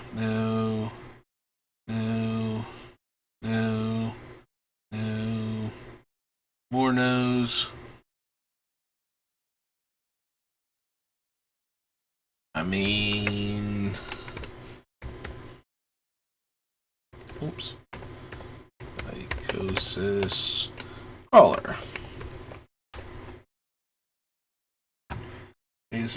Razor Field, rather, not Razor Fin. So make him a 6/6 now. Sangromancer. Opponent controls, put into a graveyard from play. I gain 3 life, and opponent discards a card. I gain 3 life. Yeah. I don't know how many other ways I'm going to have to make opponents discard if I don't focus on the first ability.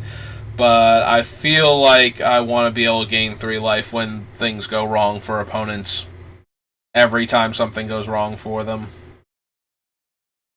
I don't think we need Shimmer Mirror, Signal Pest. It's an artifact, so no, can't run that at all. Don't think we need Spine. Also, don't think I have enough ways to sacrifice Spine so we could get it back, is the issue.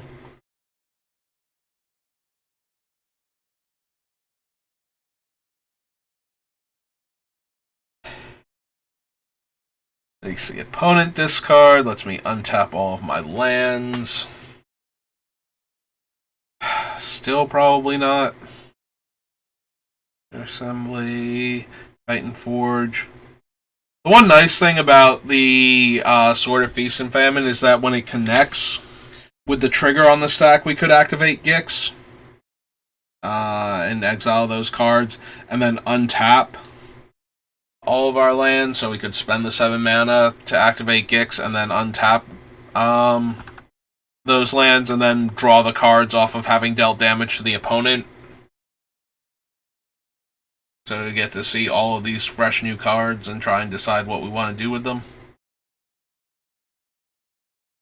I don't think that's quite good enough, which is why it hasn't been, just put in the deck already.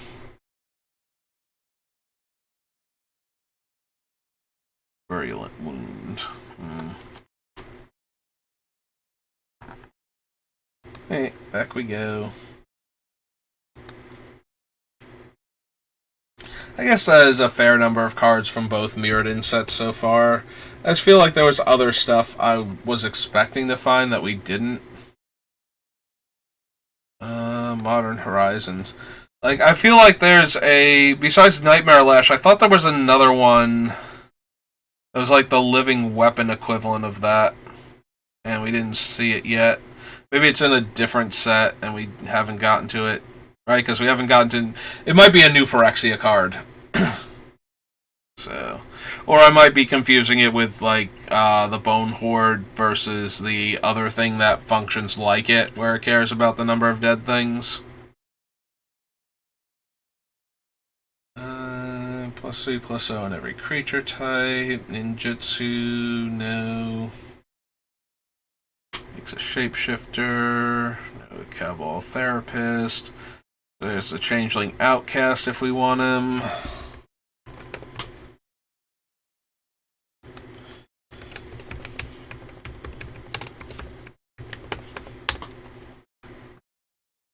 Cordial Vampire. No. Crypt Rat, no. No to Dead of Winter.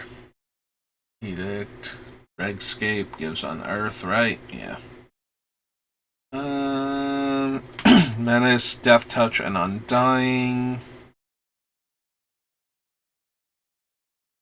Convoke, Devour 2.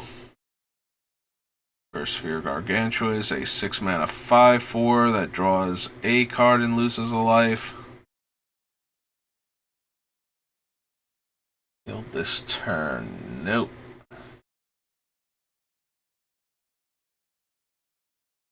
My Baker becomes a dinosaur. Creature tap. That creature doesn't untap. No. Slug, no. Shifter, no. No. Target creature and has persist. Don't think so. Target player discards 2 cards and you can overload it. Destroy target creature.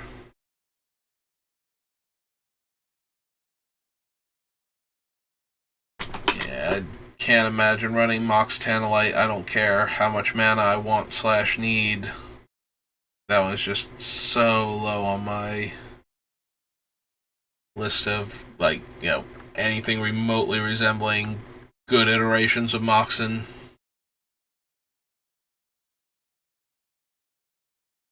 Death Touch. Choose a creature type. Gives that creature type -1/-1.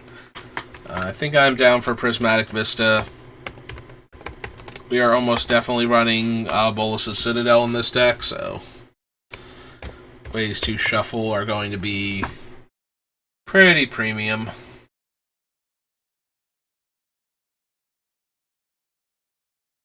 You make a 2/2 black zombie and exile a creature from your graveyard. Each opponent loses 2 life. Don't think I need Ransack. Pardon me. Search your library for a construct, reveal and put it in your hand. Don't think so. All colorless or all multicolored? No. That Sling Gang Lieutenant can drain for potentially 3. Also is 4 mana for 3 1/1s.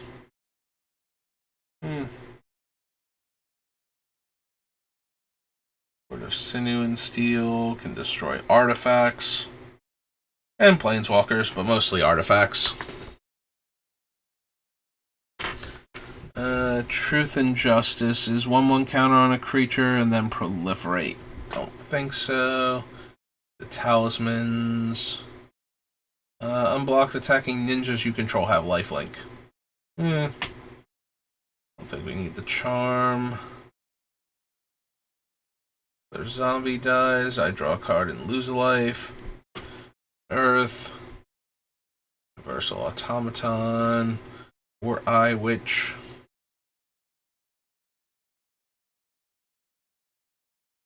And good old Yawgmoth.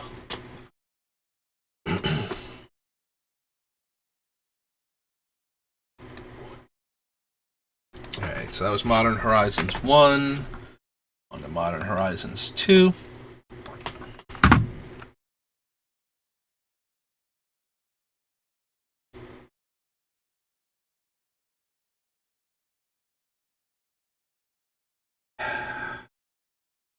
We haven't gotten to Throne of Eldraine, but I don't know how much food I would make, let alone... Like, we're not going to cat oven combo or anything, so... Also, I don't think we're making a ton of treasures or clues to make extra food with this guy, so yeah, I doubt it. Unless some other cards push us back in that direction. Our opponent sacrifices a creature or planeswalker, discards a card, loses 3 life, I draw a card, and I gain 3 life. I mean, I can't argue with the comes into play, I draw a card and gain 3 life aspect of him, and then he's doing other things.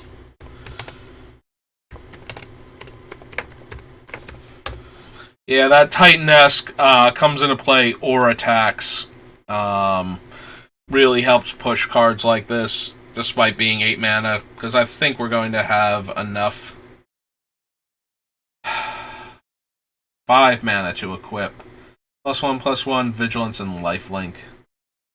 I think I'd rather just have regular Batterskull. Like, I don't think Batterbone is doing enough as a 2 mana 1/1 with these abilities.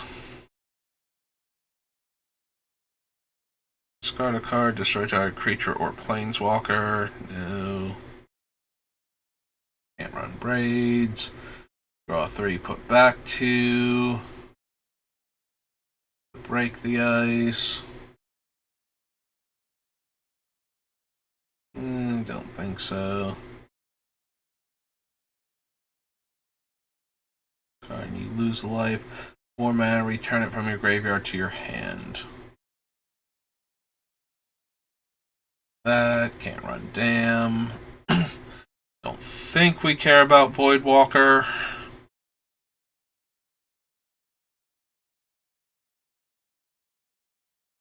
Top 4 cards of your library, put 1 of them in your hand and the rest into your graveyard. You gain life equal to the greatest power among creatures put into your graveyard this way.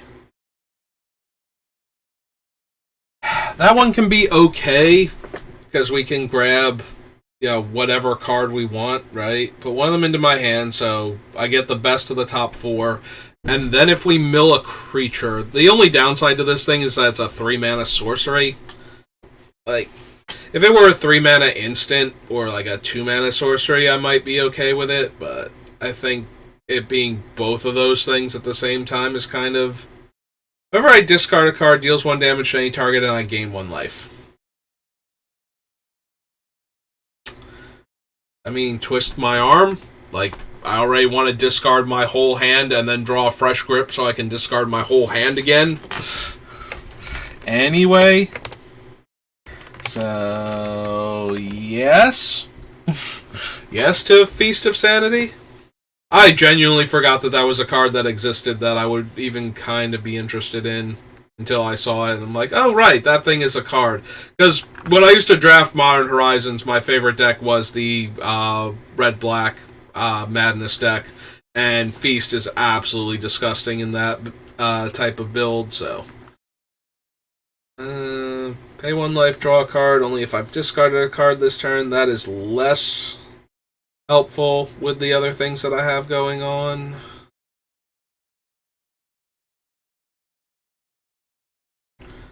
Yeah, I don't think, like, so Madness creatures are going to make it into the deck.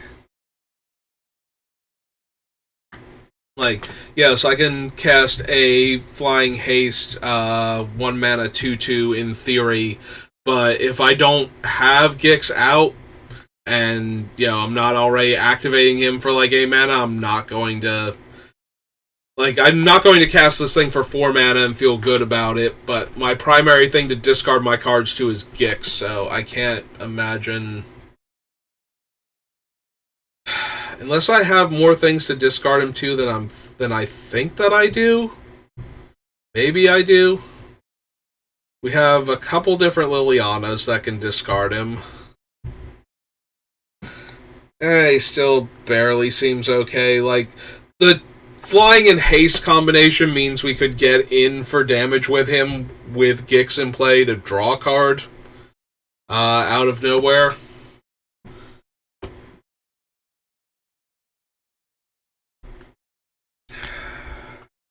Still only okay, though. Like, it's not anything so amazing. I guess I can add him to the list and then cut him, you know, once I've confirmed that, no, this isn't anything that I really need. Legion Vanguard, no. Target non-land permanent becomes an artifact, no. Exploits a creature, destroy target creature you don't control with mana value 3 or less. No. No the Bridge, no the Milliken, no the Monoskelion, no. Equal the number of creature cards in all graveyards. At the beginning of each player's upkeep, that player discards a card, and he has Madness.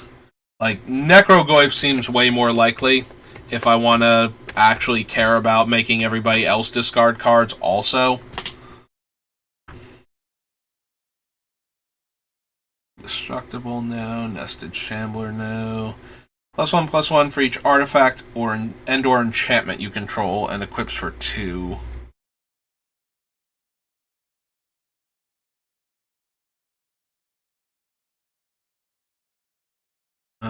Ornithopter has no power on its own, so I... Like, again, a evasive threat that makes mana I would be very interested in. There's good old Profane Tutor, which I'm always willing to consider in any black deck that I'm making. Just because, like, a lot of times when you have a card where, you know, you cast it versus suspending it, you know, the suspend always makes it worse, but, you know, the power level of the card usually means that you can't run the non-suspend version of it, or that you already are, and you would like more of that effect. So, you know, like, we can't run Ancestral Recall, but we can run Ancestral Visions. We already run Demonic Tutor, so we can run Profane Tutor as another one. Profane Tutor, though, always feels like when it goes off, assuming that nobody set it up so that you either can't cast it, you know, Teferi Creature Teferi, or can't search, Mind Lock Orb or Stranglehold or something. As long as it actually goes off, it's always going to be good enough because you will just get whatever you need then. So I always kind of want to run Profane Tutor in my commander decks because it doesn't matter that it, up until this point that it was suspended. It's just like, what do I need now? Like, randomly getting handed a Demonic Tutor effect going off on my upkeep. There's always something that I can go grab. It's never pointless to go grab a card with Profane Tutor. So the only question then becomes, is it worth the deck slot to run Profane Tutor?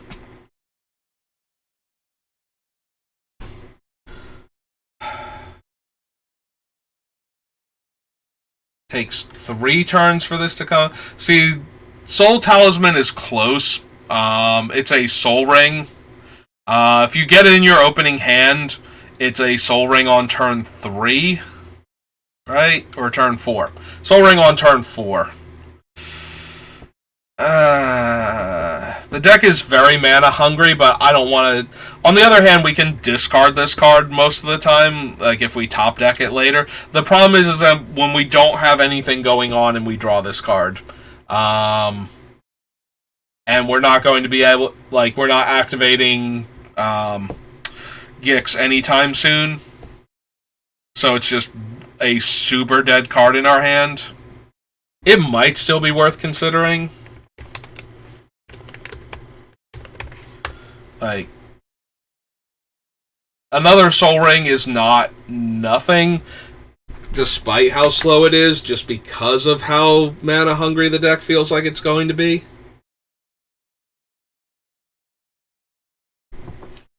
I'll probably wind up cutting it. Like, getting a Demonic Tutor 2 turns after you draw the card is still a Demonic Tutor. Getting a Soul Ring 3 turns after you draw the card, like, that is always the problem with, like, even the best ramping spells, even the best mana rocks and whatnot, your Black Lotuses, your Soul Rings, your Moxen. At the end of the day, if you didn't need mana, they are terrible top decks. Whereas, cards that mimic things like Ancestral Recall and Time Twister and whatnot, and Time Walk, like, those are always good when the effect goes off. And therefore, things like Demonic Tutor, like... So, one of the biggest things with the Suspend versus the original is now the opponent knows that it's coming. Profane Tutor doesn't matter because... if they get rid of our whole hand or break up the combo that it looks like we're going to, we just pick a different card. Like, we get whatever card is the best for us at that time. So it's not like we're forced to pick a thing ahead of time. Whereas cards like the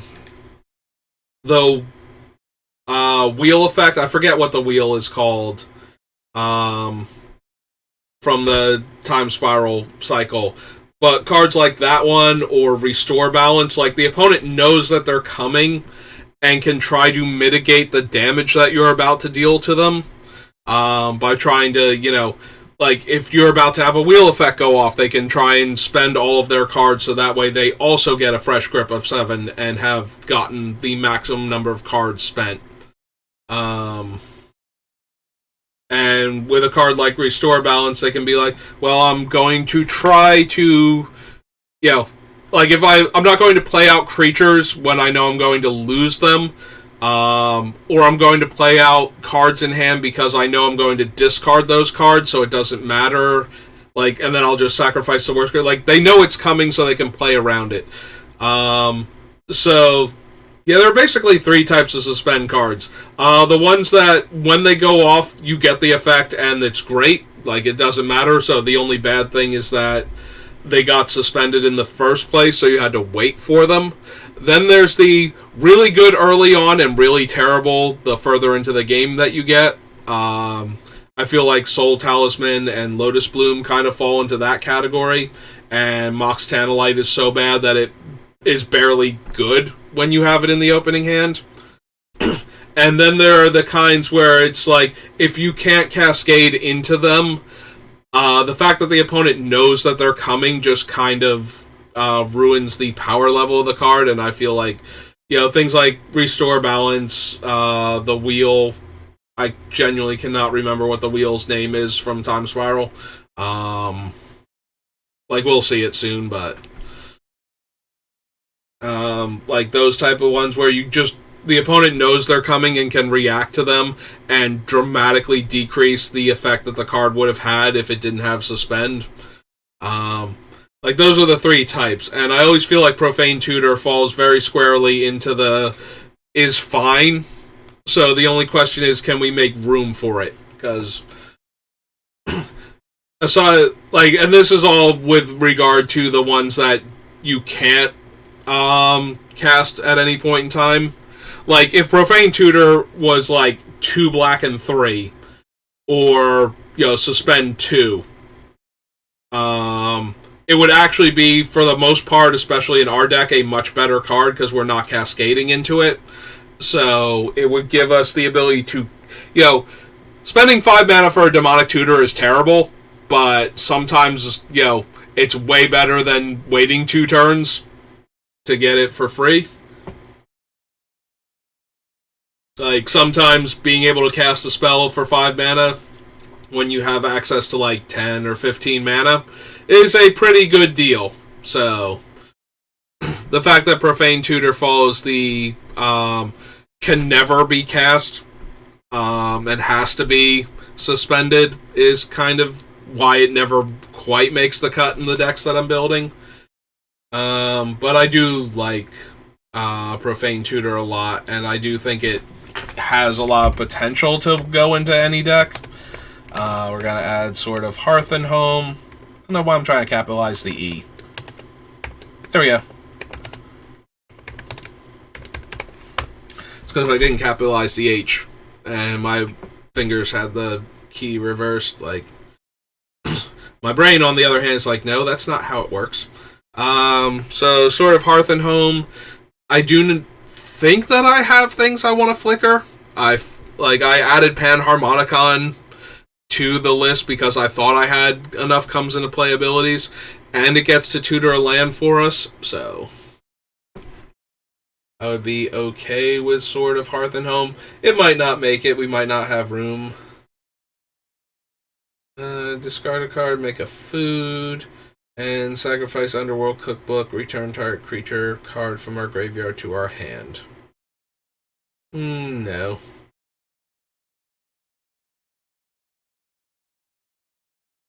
Whenever opponent discards a card, put a 1/1 counter on Torok. When there's a battlefield, if it was kicked, and a target opponent discards 2 cards at random. It's a 2/1 pro white.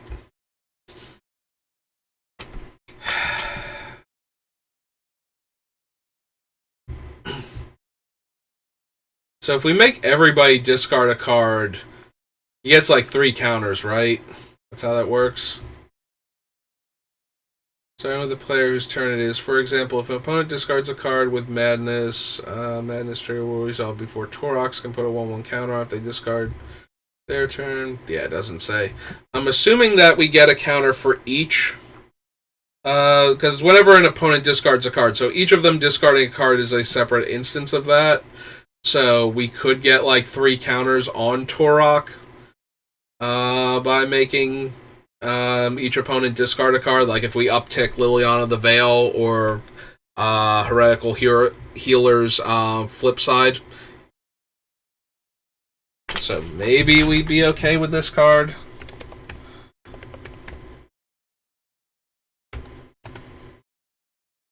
Also, it's not 1 or more cards, so if we make them discard their hand, he would get multiple counters. Yeah, okay. I kind of wish at that point that he had, Menace or something instead of pro-white, but we'll take what we can get.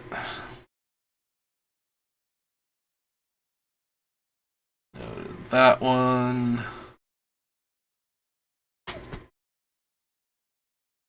Underworld Hermit. Like, we already have a fair number of cards that that care, or that... Okay, so we have a bunch of cards that have a lot of black mana symbols in their casting cost already, and we want to do Grey Merchant for the life drain. So Underworld Hermit has potential because of those two facts to make a bunch of tokens for us that have power and therefore can attack and get us more cards. I don't know if he'll make the final cut of the deck, though, as a 6-mana 3/3, but I'm willing to consider him. Okay, I had to check Urza Saga because I knew there was something about it. So, Urza Saga does not work with the Talisman, the Soul Talisman, or like Lotus Bloom, because it actually has to have a printed mana cost of 0 or 1, not have a converted mana cost of 0 or 1. So we cannot tutor for those cards with Urza Saga. We can get Soul Ring, Mana Vault, Mana Crypt, Sensei's Top. I don't know if I care enough to bother including Urza Saga in our deck.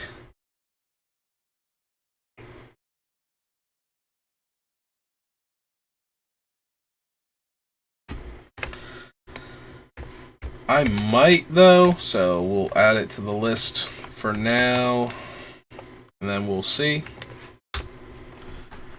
Vectus Gloves, no. There's another creature. Each opponent loses 2 life and I gain 2 life. Don't think so. Or basic land cycling. Young Necromancer. Exile 2 cards. You do return target creature card from your graveyard to the battlefield. And Zoran Orb reprint. Okay. That was Modern Horizons 2.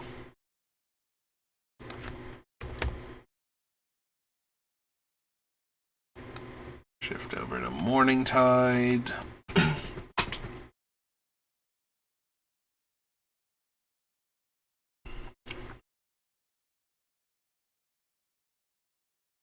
Upkeep, lose a life and make a fairy rogue with flying.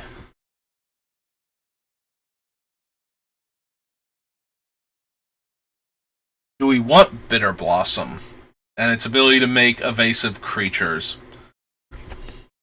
I kind of think I do. I kind of think I would want Bitter Blossom.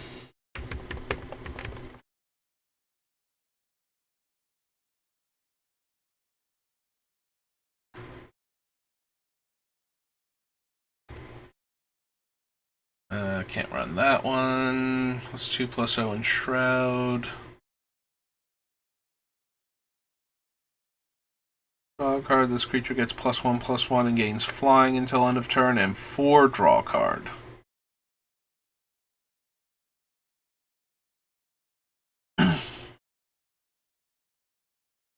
Noted Earwig. Noted Fendeep Summoner. No. No. I don't think I have enough rogues to merit Frog Tosser Banneret for consideration. Changeling and Death Touch. You gain 3 life. If its prowl cost was paid, draw a card. Also don't know that I have enough for that one to work either. Mutavault we might be open to. Manlands seem a tiny bit stronger when we can, animate them and potentially draw cards.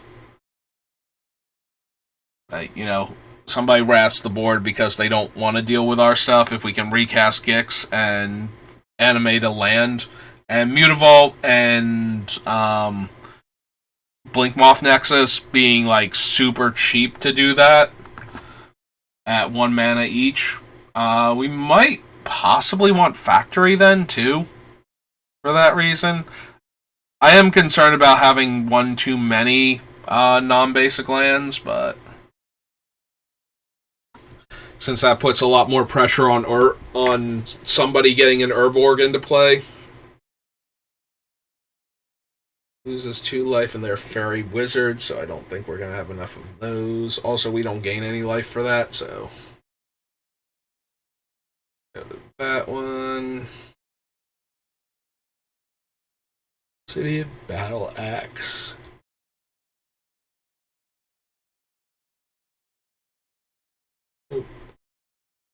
Remove target card in a graveyard from the game and it evokes Flash.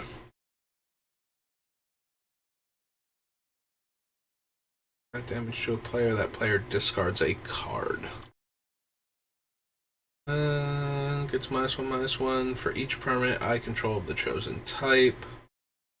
1/1 Fear. Leon, Pulling Teeth.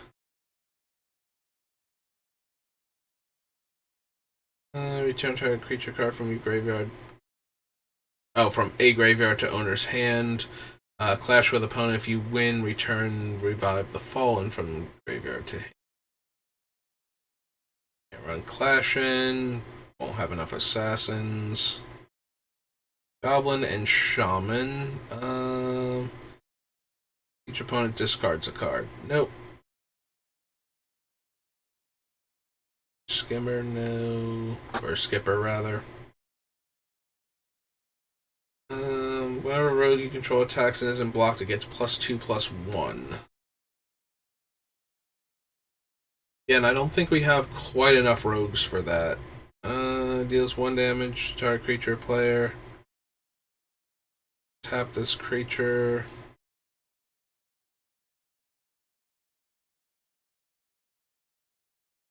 Because whenever this creature attacks or blocks, it gets +1/+1 for each attacking creature. Destroy target non-black creature, make a 1/1 flyer.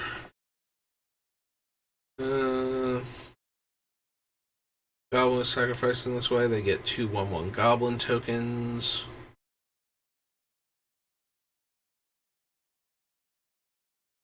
Two 1/1 black goblins. Yeah, probably not good enough.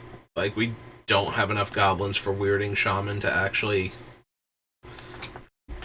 be anything. So that was Morningtide, right? Here's Morningtide, Mystery Boosters, Nemesis. Alright, Nemesis, surprise me with cards I'm forgetting about that go really well in my deck.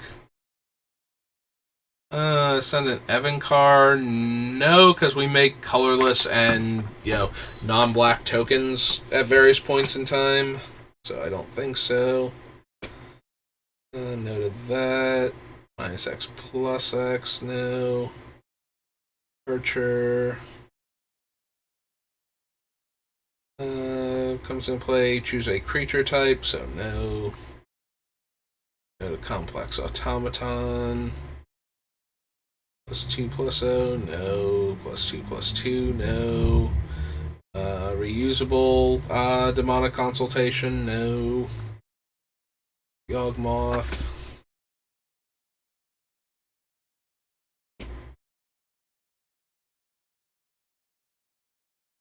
No. Run. No. Sacrifice a creature, look at target opponent's hand and choose a card. Player discards that card only anytime you could play a sorcery. Each player removes 2 cards in their hand from the game. I don't think I want to sacrifice a creature to cast that for free either. The target non-black creature can't be regenerated. Still no. No. No.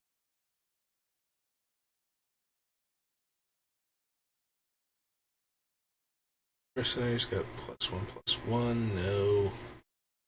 3/3 fading, no. Discard a card, gives -1/-1. Old Predator Flagship. Each opponent's upkeep deals X damage to that player, where X is the number of cards in their hand fewer than 3. Still probably not. Even if we were making them discard enough cards consistently, doesn't seem great. Destroy target tap non-black creature and mercenary abilities. Each player loses 3 life in mercenary abilities, and I think that's it's fear and or intimidate, right?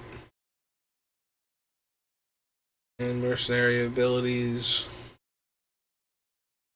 Gain 2 life. Wow. So much life gained. For only 3 mana. Whole 6 life. Unless we could proliferate, then we could just gain, tons of life. Nope. Each player loses 1 life for each creature they control. Don't think so. I'm planning on going too wide for that. Viceling and Volrath.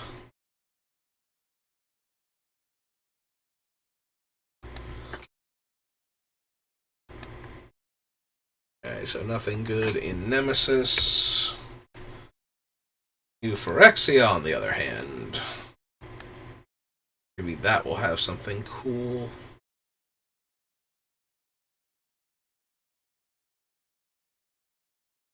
I mean, there is the Batterskull. A 5 mana 4/4 lifelink vigilance, and we can pay 5 mana to move the equipment around. And we can always bounce it too. Yeah, I think we just need to put Batterskull on the list. It seems like it has the potential to make the deck, even if it doesn't, it's still worth considering at least.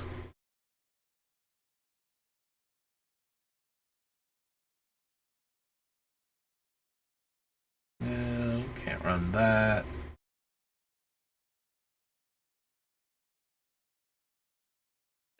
Yeah, we should probably put Cage Sun on the list for our monochromatic, super mana intensive deck. Don't care about Caress.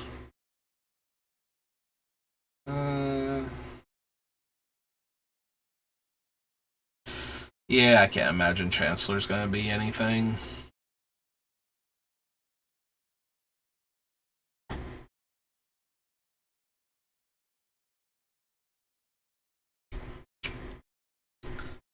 Dementia Bats. I think we need Dismember. Or Entomber Exarch. Presence, no. Verdict, no. Glistening Oil, definitely not. Affliction, Hex Parasite. Go to Ichor Explosion. This is the green one. Yeah, no. Not that we could run it anyway. Opponent casts a creature spell. That player loses 2 life unless they pay 2. Nope. Good old Karn Liberated.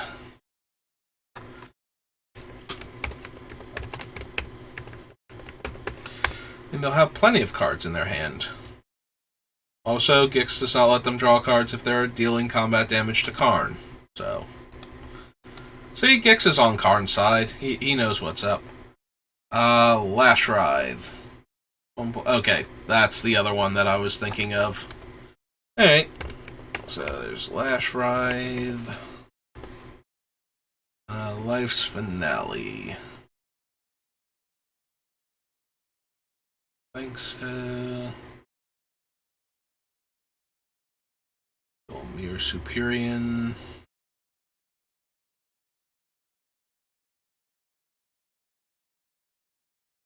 Means Infect. No, thank you, Pestilent Soul Eater. Phyrexian Obliterator. I mean, he certainly encourages getting through for damage and is 4 mana. like 4 black pips for the other thing. He'll probably wind up getting cut, but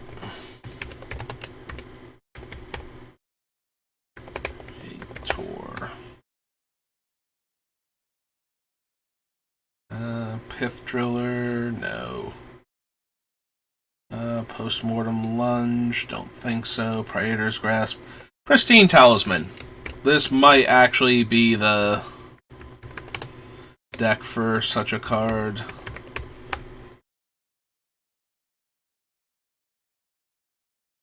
Sheoldred is worth considering.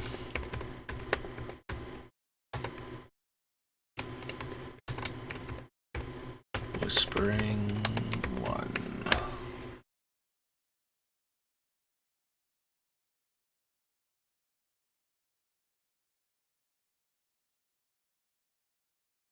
Yeah, Black Shrine isn't doing much. The White Shrine can only grow on our upkeep, so also kind of not working. Hey, Soul Conduit. 6 tap, 2 target players exchange life totals.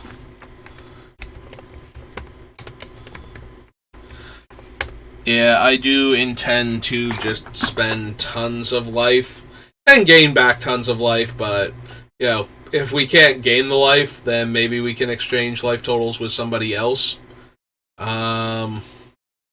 So, we do have to watch the thing with players can't gain life. Is an illegal target. It doesn't exchange. When life totals are exchanged, each player gains or loses the amount of life necessary to equal the other player's previous life total. Has 5 life and has 3 life, then one will lose 2 life, the other will gain 2 life. If a player can't gain life, the player can exchange life totals with a player with a higher life total. Player can't lose life, they can exchange one with a lower life total. In either of those cases, neither player's life total will change. So that is worth remembering with the opponents can't gain life thing. We cannot exchange opponents' life totals in situations like that if we have a thing that won't let them gain life. So that is a thing to keep in mind for that effect. Extraction, Sword of War and Peace, Torpor Orb, Unwinding Clock. Vault Scourge is a 1/1 flying lifelink creature for 1 mana and 2 life. And I might be interested in that. Like, way more so than the 1 mana 1/1 can't block. 1 mana lose a life or lose 2 life for a 1/1 flyer.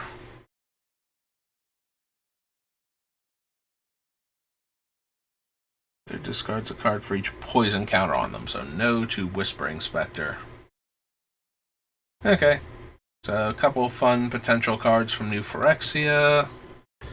And we move on to Oath of the Gatewatch. So from the Phyrexians to the Eldrazi.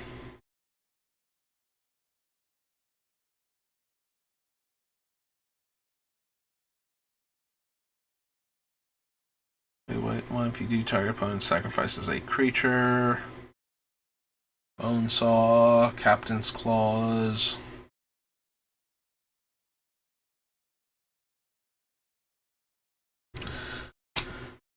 So Captain's Claws is kind of cheap, and when the equipped creature attacks, we get to make a 1/1 that's tapped and attacking, which is another potential card draw. This is Oath. Yeah, I'm very scatterbrained with what this particular deck is doing right now. I was already kind of moving toward in a weird direction, and I kind of want to correct back towards the more powerful direction, but that means I've just been kind of all over the place with cards selected as a result, so if you do have creatures you control other than Deceiver forms become copies of that creature card until end of turn, and put that card on the bottom of your library.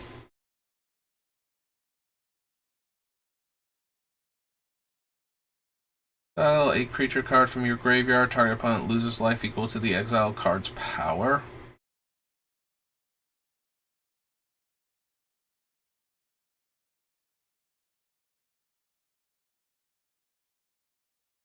Untap Endbringer. Deal 1 damage to target creature or player. Colorless tap. Can't attack or block. 2 colorless tap. Draw a card. Loses 1 life and I gain 1 life.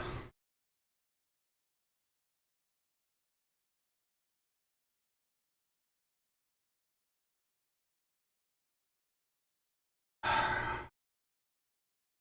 don't know that I'm going to have that many colorless sources. I was already kind of concerned with the number of colorless sources that the deck was potentially running.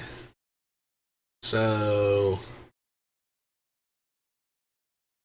having enough to merit this thing's activation cost each turn, like how often could I activate? I guess, although I'm acting like the lands are the only colorless sources, starting to wear down just a bit. You may have noticed before when I was like stumbling for words. But yeah, we do have plenty of artifact mana sources that can produce colorless mana to keep activating this guy over and over again. Like, just as a source of constant life gain and drain for opponents, I might be interested. I guess we can add him and then cut him if we decide that's not what we want to be doing.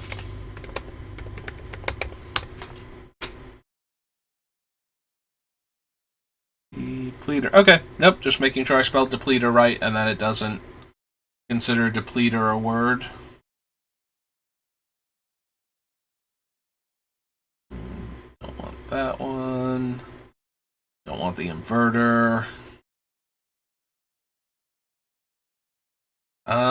Do we have any interest at all in Kalitas as a large lifelink vampire that can grow and hates on opponents' graveyards randomly? Like, I mean, he hates on opponents that want to buy back or otherwise revive their dying creature, so any reanimator strategies that involve the creature coming into play in the first place, as well as Undying and Persist.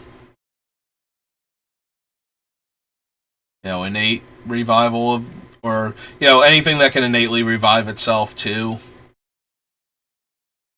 I suppose we can add him. He is a decently sized lifelinker that can grow. Get. Now for Kozilek the Great Distortion. If you have fewer than 7 cards in your hand, draw cards equal to the difference. 12/12 Menace. Discard a card from your hand with converted mana cost of X. Counter target spell with converted mana cost X. I'm willing to add him to the list. The Great Distortion. Just because it is another very large, very threatening thing. Also, we can very easily discard our whole hand, except for Kozilek, and then cast him. Like, casting him in the same turn is a bit rough. At 10 mana and, 8 mana? 7 mana to activate? Oh, oops. Accidentally clicked off the whole thing. 7 mana to activate it, so trying to get to 17 for that, even with the ramping that I'm planning on doing, seems a bit rough. But Kozilek is definitely a good card to hold on to, and it's a cast trigger, so we would get the cards back. Unless they can counter the cast trigger itself. So, I might be down for that. +1/+0 Menace, no. 5 mana 3/5 that we can pay a life once per turn to add a colorless. Probably don't need that. Card and you lose a life, no.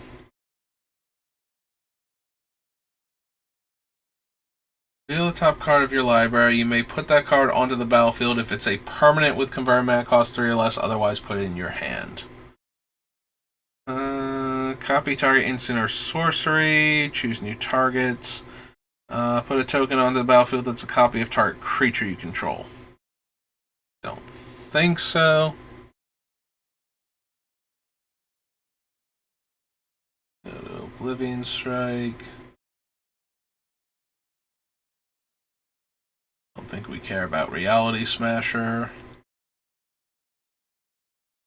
Loses 5 life unless that player discards 2 cards or sacks a creature or planeswalker, and then you do it again.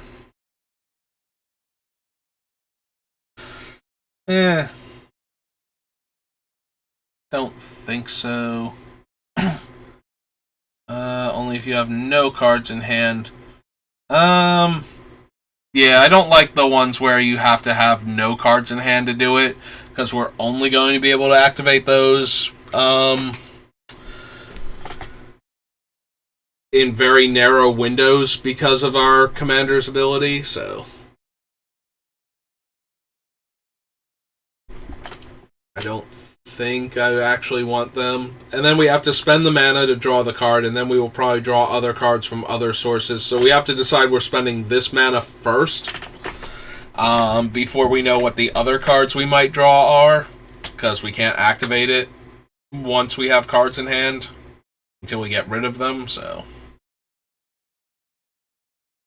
Death Touch, don't think so. +3, -3. +1, +0. Each other creature you control that shares a creature type with it. So no. Rider Harness, no. -3, -2. There's a battlefield. Target opponent reveals their hand. You choose a non-land card and exile it. Leaves the battlefield. Target opponent draws a card. Like, one of the more decent ones I'm going to say no to. I think we're going to stick with, like, Kozilek and such. But we're not going to bother with some of the other colorless matters, Eldrazi, from this set. Gain a life. Think so. Perhaps that colorless, it's a 4-drop. Exile target creature with power or toughness 1 or less.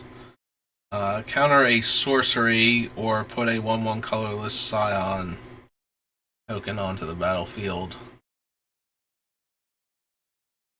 I'm wondering if there's any value to the counter the sorcery aspect of Warping Wail, similar to the Withering Boon, where being able to counter the creature can be super relevant to us because then they never get the comes into play ability. Actually being able to counter a sorcery. Like, how much is that actually worth to this deck? We have things like Soul Ring, Mana Crypt, Mana Vault. We will probably have Grim Monolith. I might be down for things like, Thran Dynamo and Worn Power Stone in this deck, so we should have the colorless sources, despite what I was rambling about before when looking at the other thing, the Life Drain one. So maybe I'm down for Warping Wail also. Just as a way to counter things, Wrath effects, mass enchantment removal with some of the cool things we've got going on.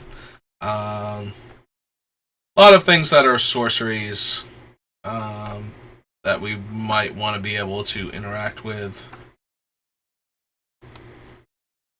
Maybe not, though. Maybe we don't have room.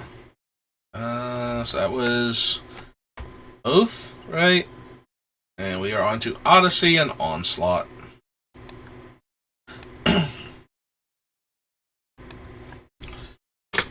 Alright, so Odyssey is the Threshold, Onslaught will be our fetch lands, and possibly, Words of Waste.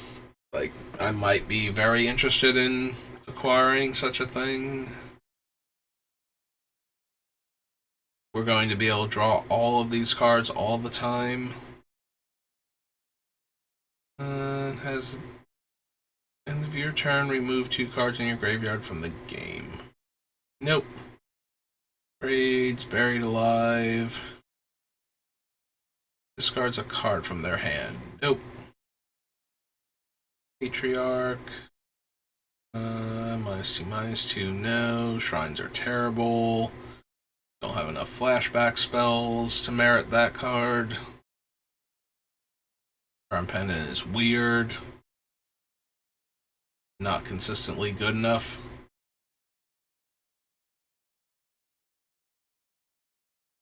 Discard a land card from your hand.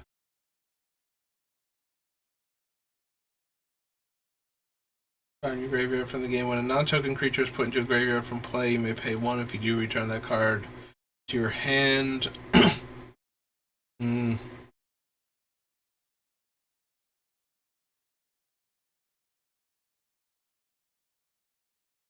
Can't block. 1 flyer, Entomb. Nope.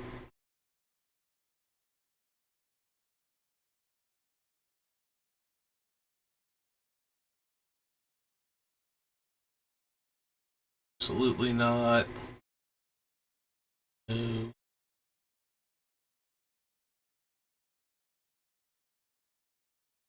I think so. No. Ghastly Demise.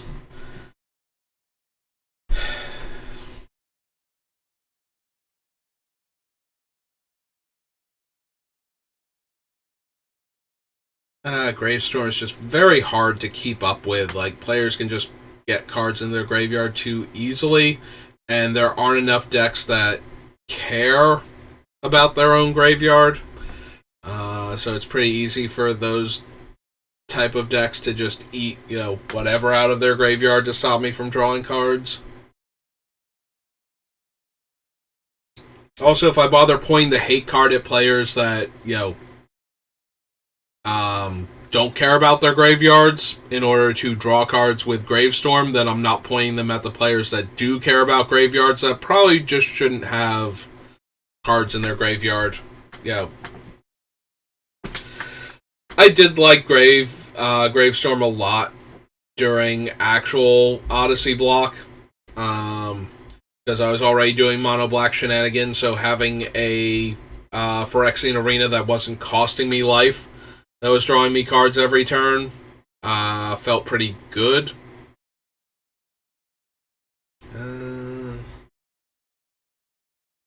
All non-land cards with the same name as another card in their hand. Right. Does nothing. Got it?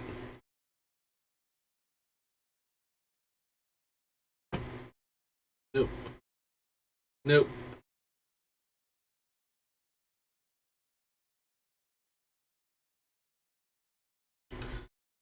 No. I think we need Malevolent Awakening. That was another card that I ran in the deck. Mostly because of the Stupid Fiend trick, which used the old wording on cards like Oblivion Ring and whatnot. The Fiend took a card from the opponent's hand, and the Butcher took a creature from play, and if they left the battlefield before they had successfully taken the card, then the card was not there to give back, and then they would never give the card back after their first ability resolved. But you had to be able to get rid of them, and this was my way to do that for value.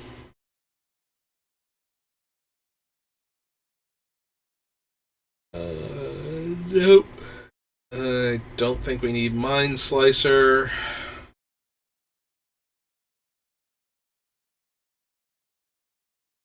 Don't think we need the Mirari either. Mirari is fun though. Like, just being able to copy your spells.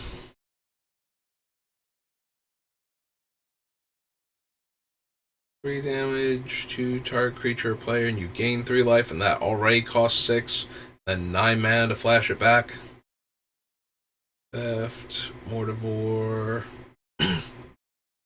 Nefarious Lich. If you would be dealt damage, remove that many cards in your graveyard from the game instead. If you can't, you lose the game. You would gain life, draw that many cards instead. When it leaves play, you lose the game. Okay, so nothing worthwhile. Sacrifice over your apprentice, add 3 black. No.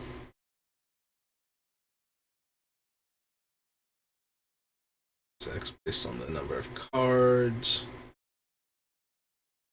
Turn target land from your graveyard to your hand. I think we need that. Vampire, no. Rotting Giant, no. Hypnotist, don't think so.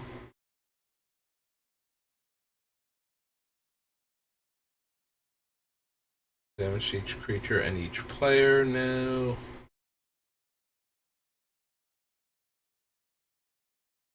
X cards in your graveyard from the game, draw X cards, lose X life. Skull Fracture, no. Talking Bloodsucker, no.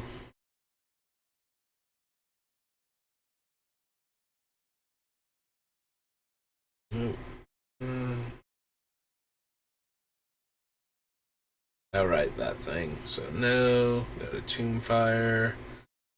I don't think we care about Traveling Plague.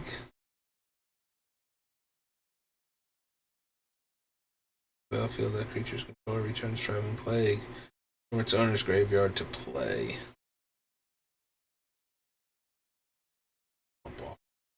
No. The Assassin, Zombie Cannibal, Infestation, and Zombify. Don't think so. Alright, we're coming up on the 3-hour mark, and I am fading a bit, so I think we'll call it for right now. My brother and I are going out later tonight to, he needs to get some stuff from, a Best Buy or something anyway, and I want to see if I can find something that will allow me to connect my tablet to the capture card that I have, since what I thought was going to be able to do it doesn't work. It does not fit the mini USB slot, so we're going to try and see if we can find something for that. So I don't know if I'll be back on later tonight and when exactly that'll be, but probably going to go in an hour or so with him. Like I said, he needs to get stuff too, so he asked me to wait until Thursday so we could go together rather than try and find it during the week. So that's going to do it for me for right now. Thanks for watching. Thank you again to Comet of Legend for stopping by and saying hi in the chat and having a bit of a discussion about what they've been up to. It's always nice to have somebody else come in and participate. So thank you all for watching. We'll keep working on Gix. Eventually I will figure out, what version of him I want to build, and then we can focus a bit more. But yeah, that's going to do it for me for right now, so I will see you later, and thank you for watching. Have a good rest of your day.